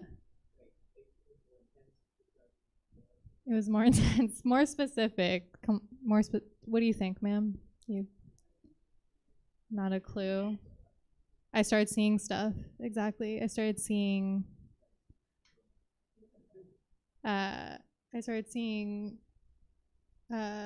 aliens, and I started seeing weird creatures and really it was scary. It was really scary. And I had to take a shit. I had to take a fat dump, right? And thank you for laughing. It's not funny. We all shit, right? Clap if you shit. Come on. Ma'am, you have to clap. Okay, I'm sorry. I put you on the spot. Most of us shit, right? So I had to take a shit, and I'm in the woods, and it's just a bunch of empty cabins because they're all like vacation homes. So I'm like, all right, I'm just gonna take a shit right in the middle of this lawn of a vacation home, because why not, you know? Just right in the middle. Like, I can't do this anywhere else, so I'm gonna do it now. So I like squatted, as you do, and just, you know, let her rip, and I took a shit, you guys. I took a shit. I took a shit in this lawn, and it was like a comically, it was a comically shaped shit. You know what I'm talking about? Like, you know, those little, like, the shit emoji. We know that, right? Are we familiar, sir? Come on, you know, right?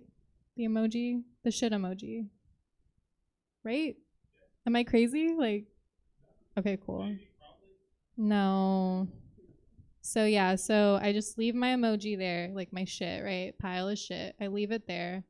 And I'm just like kind of standing there. I'm like pondering my life, like what led me up to this moment. Where do I go from here? You know, do I?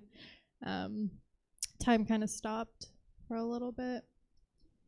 And then I see this truck pull in to the driveway of the house that I just took a fat dump in front of. And I see a couple, an elderly couple, that's important,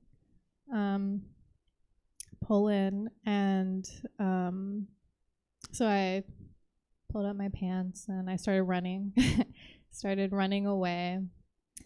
And then this woman got out of her truck and she's like, "Who are you?" And I just kept running. Didn't look back, didn't say anything. So I started running down the hill, and then I started falling down the hill because I wasn't wearing running shoes. That was my mistake.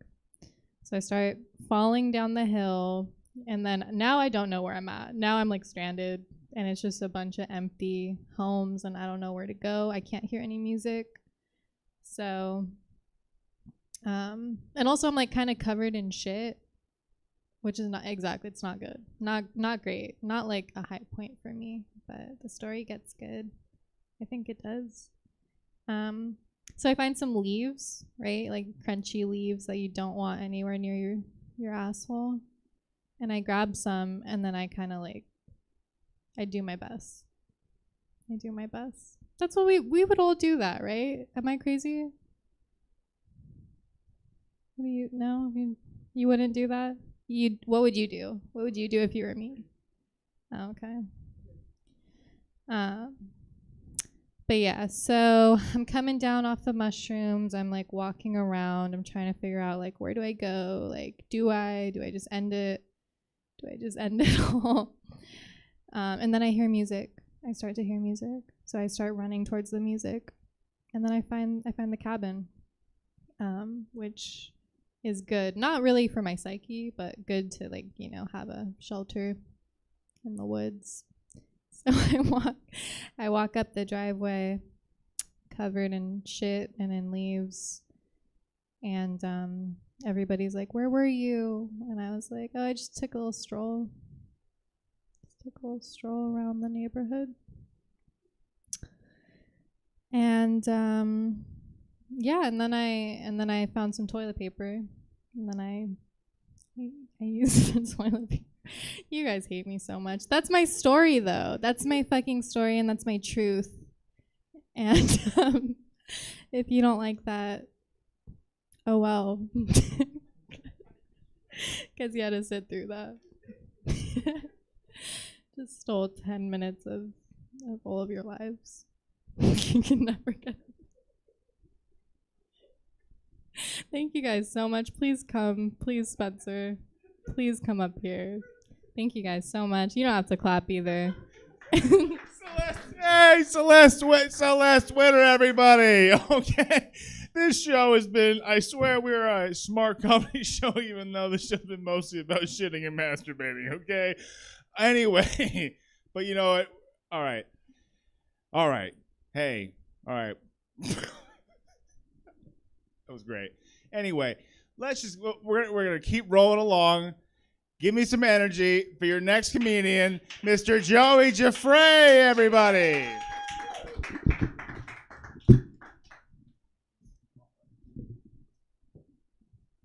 All right, what's up, everybody? How you doing? I was also under the impression that this was supposed to be like a scary story thing, so that's what I did. I was honestly really nervous because I thought this was going to be like too open and honest. And then, they got up here and all those fears have been alleviated. So thank you very much, guys. But I wanted to talk about one of the scarier points in my life. I was homeless for a while in Philadelphia, which is pretty terrifying because if you're going to be homeless anywhere, you pick a city apparently where its residents are known to throw batteries at people who don't want to join their garbage sports teams. So that's where I chose to be, and that sucked. And it's and becoming homeless can actually happen a lot quicker than you think it can. Everybody thinks they're so far away from it, but it's really not true. And I ended up on the streets the same classic way that thousands of people did. Guy has normal, well-paying job, decent apartment, all of his bills are paid for and everything. And then Lord of the Rings gets really popular, and you invest all your money in medieval and Middle-earth weaponry, and you end up under a bridge. So I know, if you had a nickel for every time you heard that one, you wouldn't be under a bridge. So there I was under a bridge, and I wasn't too nervous because I still had a few elvish blades and the Horn of Gondor with me. And the neighbors didn't want me in this neighborhood at first, because I was just some weirdo who showed up in a cloak like I wasn't from there at all. And and they weren't very receptive towards me at first. That whole theory of city of brotherly love is just fucking made up for sports movies, man. Rocky Balboa has lied to every single one of you. That shit doesn't exist in Philadelphia. And it was fucking weird. And they didn't like me until I warned the entire neighborhood of an oncoming SWAT team using that Horn of Gondor, and suddenly, Weirdo in the Cloak is a fixture in the neighborhood, man. I was a fucking rock star after that, Nobody wanted to see me go away. I knew everybody there, man, and especially all the other homeless people. You just kind of start to congregate and shit. There was this one guy, first day I was on the streets, man, he comes up to me and he's like, hey, man. My name's Willie, and my mouth is kind of fucked up. That's why I'm talking all weird. I've been eating out of a trash can. Do you want to hear some riddles? Obviously, Willie, I want to hear some riddles. Hit me with them, dude. So he tells me these 3 riddles. None of them make sense. I don't know what this guy was saying to me to this day. And he just tells me these riddles, and he goes on his day. And I see him the next day in a different part of the city, and he comes up to me and he gives me the same spiel. He's like, hey, man, my name's Willie. My mouth is all fucked up because I've been eating out of the garbage can. Do you want to hear some riddles? And I was like, I was kind of fucked up too, so I was like, maybe this didn't happen. Maybe this is some deja vu stuff. But I let him tell me the same 3 riddles, and they still didn't make any fucking sense at all. And this goes on for weeks, man. For weeks. By day 10, I'm like, Willie, I was eating out of that garbage can with you, man. You stole my croissant. Like, why are we still doing this? But he was like a full-blown tweaker, man. He never remembered shit. He was living Groundhog's Day. It was fucking crazy. And then the last day I ever saw him, man, he comes up to me, and it's the same thing. He goes, hey, man, but I cut him off this time, and I looked at him in the eyes, and I said, your name's Willie, and your mouth is fucked up because you've been eating out of the trash can. And you want to tell me riddles. And a look of terror came over his face, and he stopped for a good 30 seconds, and he just looked at me and he said, how the fuck did you know that? I looked at him and I said, it's a riddle, Willie. Let me know when you figure it out. And he walked away, and I never saw him again after that. I like to think Willie made it to Egypt, And he's in some giant library somewhere, combing through ancient tomes, trying to figure out how all this shit came to be. Probably just moved to another bridge, though. I don't know. Sometimes that happens. I was sitting on a park bench this other night, high on meth. Lord of the Rings movie memorabilia. And this dude comes up to me, and he was homeless too, and he was like, "Hey man, you got any rolling papers?" And I was like, "Yeah, I want to be best friends."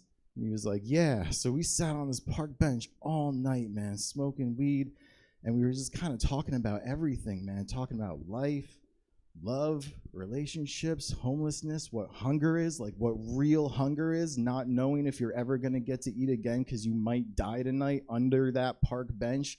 You just have no idea, and it's fucking terrifying. And it was great, man. We made this cool little friendship. He's a super tall black guy. I'm this super short white kid, you know. We were like a weird little odd couple, you know.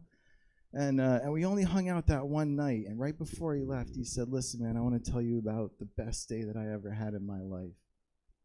And it just happened 2 weeks ago." And I said, "Cool, man, hit me with it." And he's like, "Man, I was at that 7-Eleven the other day. And I was eating a hot dog. And in walks Aaliyah. She was gorgeous, man. She had these furs on, these rings, these diamonds. And I walked up to her and I said, 'Aaliyah, I am one of your biggest fans. Your music has kept me going through every trial and tribulation throughout my entire life, and I just love you so much.'" And she and apparently she said back to him, "You know, it's fans like you that keep me going, and thank you so much for being there for me, and I will never forget you." And she gave him a kiss on the cheek and an autograph, and he went on his way happier than he ever has been. And as he's telling me this story, I'm moved that somebody could have such an amazing connection with a hero that they had. But then it dawned on me that Aaliyah had died in a plane crash like 2 years before this happened. And for some dumbass reason, I decided to tell him that. And this happy, jovial guy who I'd been talking to all night and theorizing about life suddenly got this stone face, and his eyes changed from happiness to pure anger. And he looked at me and he said, "Oh, okay. So white people are allowed to see Elvis, but I can't see Aaliyah. What the fuck is wrong with you?" "Oh shit, man, you got me." He's like, "Fuck yeah, I got you." And he walked away and I never saw him again. And as I'm sitting on that park bench, I started to think about how I got there. I mean, I knew how I got there because I still had the Horn of Gondor. But I started to think about how I really got there, and it all came back to when I was 3 years old. I was on a SEPTA bus in that same city with my mom, and I was sitting there, and I didn't know anything was going to happen. We pulled up to a bus stop, and this guy gets on the bus, and he flashes his ID to the bus driver, and as soon as he turns, he looks at me, and he smiles, and he walks right up to me like he knew I was there. And as soon as he gets there, he just slams his hand right in front of my face, and I felt it as soon as it happened. And I could tie everything back to this one moment: all of the drug addiction, the alcohol abuse, the anger, the depression, the violence. Everything happened because of this one thing.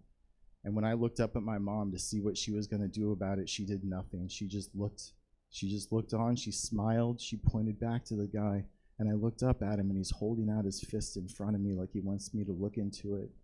But I didn't have to look into it. I already knew. This motherfucker had my nose. All right, that's it for me, guys. Thanks so much.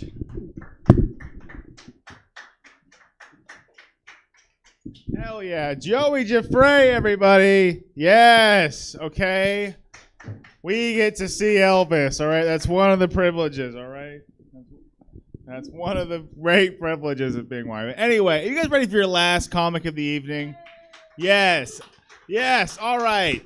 Keep that energy going for your last comic of the evening, Mr. Jake Risley, everybody. Thank you for that single woo. I appreciate it. You made it this far. God damn, I hope I'm good. I am. I usually at this point, it seems weird to like ask how the crowd's doing, but I think we can just get it done. Like, how are you doing?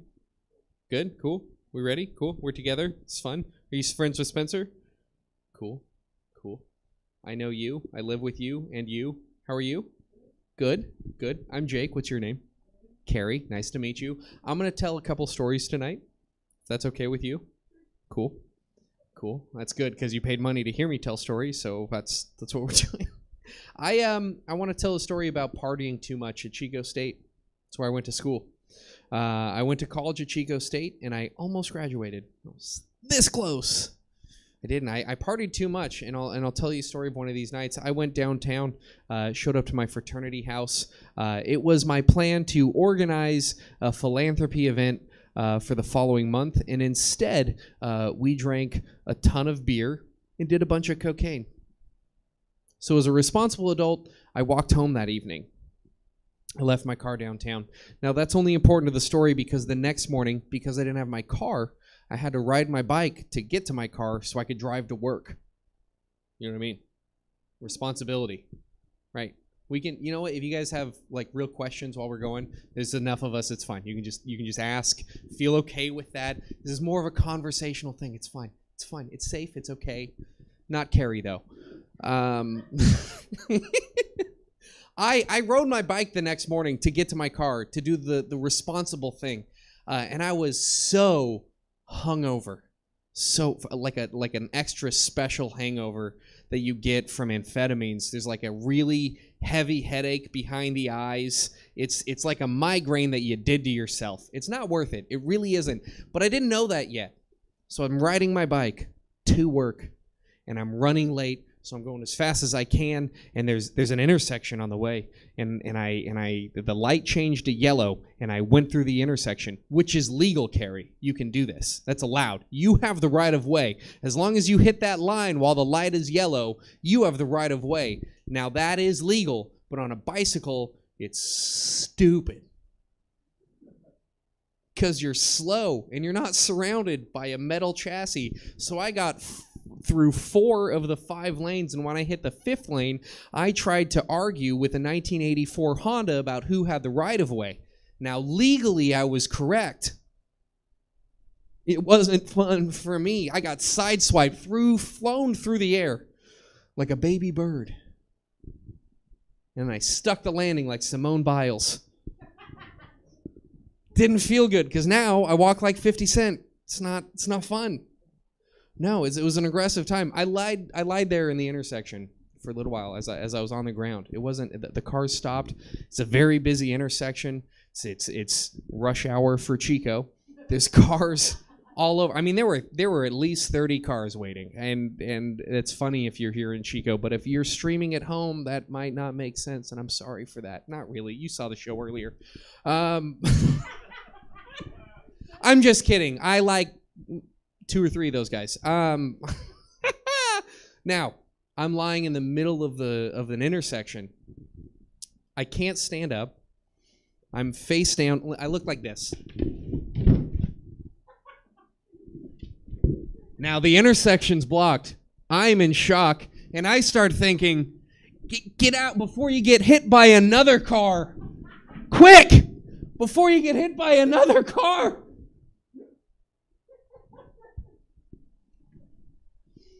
The intersection was stopped. I didn't know this. I was in a lot of pain. Eventually, the paramedics show up. They loaded me into the gurney. They cut my pants off. They didn't need to. I asked them, and they were very nice. There was a very nice paramedic. He was like, "I can do that for you." And we rode to the hospital. I was in pain. They gave me morphine. Have you guys ever done morphine? Anybody? Morphine? That's what's up. You can't tell back home, but there's a lot of heads nodding. Not Carrie, though. I'm sorry. Is that okay if I keep? Is that cool? Thanks, Mom. I appreciate it.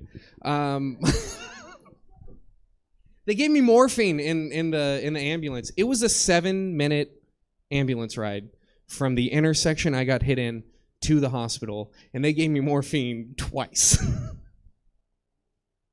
That is wow. If you've never been in an ambulance before at home, that's a lot of morphine in one time. They usually give it like every 30 minutes, 1 dose, maybe a little later, depending. Like the pain, I had no bleeding. There was nothing sticking out of me.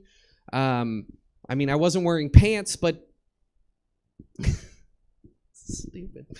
It was a wild experience. I got some X-rays. I was misdiagnosed for 6 months, and then that 6 months added another 6 months to another 6 months to nobody taking the surgery, and now I still walk with a limp. But I got a nice insurance payout from that. It's good. So I'm living the millennial dream, Carrie. I got hit by a car in college and paid off all my student debt. Thank you. Thank you. Now here's the thing. That's an extravagant story to get hit by a car. That's the first time I got hit by a car. There's more, Carrie, and I'm going to start with 5 weeks after that accident. I'm riding shotgun with my friend Raina. She's an accountant in Santa Rosa if you need some accountant work done. She's a great accountant. Not the best driver. She didn't clear the intersection. Somebody blew a yield and T-boned us. I'm in a brace and crutches. Anyway, that paid off the rest of my student debt. It wasn't that bad. It was wet outside. We spun through the intersection. We spun around like a Russian ballerina. It was fun. It was fun. It was fun. I walked out. I had a limp. They're like, "Are you okay?" And I'm like, "Different accident. It's fine." I'm like, "That's a lot. That's probably like my quota, like jury duty. You're not going to get called back for a few more months, right? Like I've had 1 or 2 of these. Like we're not going to keep going."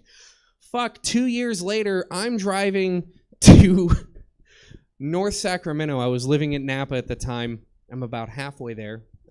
It doesn't matter. I wasn't. I'm in Davis. Don't MapQuest that. I'm in rush hour traffic in Davis. That stop and go bullshit that you get, you know, on Mace Boulevard Avenue, whatever the fucking place. Swear words. If you're not from here, I'm sorry. Mace Boulevard? Mace Boulevard? It's Mace Boulevard. You can look it up. The exit on 80, northbound, and it's stop and go, stop and go. I'm in a very, very nice car. I don't know if you guys have heard of it before. It's a 2000 Ford Focus station wagon. It had it had vanity plates. It said Shaggin' Wagon. It was a really nice car. And I was rear-ended by like a 19-year-old girl who was texting, God damn it. And then it turns out after this, and I'm only rushing this because I got the light here, her father was a member of the FBI. I got a phone call from the FBI a month later, which is a terrifying thing because I look like a guy that makes his top ramen with bong water. Because I do. And I don't need prying eyes knowing what I'm growing at home. It's just regular lettuce. Christian, nice lettuce. 3 times. Here's the problem, guys. I got hit by a car 4 times. There's a 4th time. Can I have a minute? Minute and a half? New Year's Day this year. A Nissan Versa drunk driver ran a red light. His Nissan Versa hit a Nissan Juke, ironic, and then that Nissan Juke hit my Nissan Murano. That's a lot of Nissans! That's a lot of Nissans. That's so many Nissans, I thought we were shooting another Godzilla movie. It's a lot of Japanese wreckage. That's what I'm saying. Okay, good. We get it. We get it. That's fantastic. It's a lot of times. Been hit by a car so many times, and it makes sense. I am a middle child. I'm the second of 4 boys. I'm a middle kid, so I'm used to people not paying attention or noticing me. That's a normal thing. That's normal. I should have ended earlier when you guys laughed harder, but it's fine. It's fine. I'm going to go drive home and hopefully not get hit by a car again. Thank you guys so much. I've been Jake Risley. You can follow me on Instagram at Jake Risley Comedy, just how it's spelled. Thank you. Yes. Hey, we made it. Hey, give it up. Keep it going for yourselves. All right. Thank you for coming out for another month of Camp Wanderlust. See you again first Friday next month. Love you. Bye-bye. Thanks for coming out. And for those of you who stayed for the whole night, wow, that's a lot. Thanks for joining us. That's it for Stab here for the evening. Hope to see you again soon. That's for the in-person audience. Online audience, hey guys, you guys stuck it out for a long time too. Where can we send you to keep your evening continuing? How about... Oh, that's a tough one. let's send you guys over to our. If you like mashups, and I know I do, check out Booty Mashup. I'll see you guys tomorrow. 3 shows then, too, 7, 8, 9. Check the calendar. You'll see what it is. All on for the raid.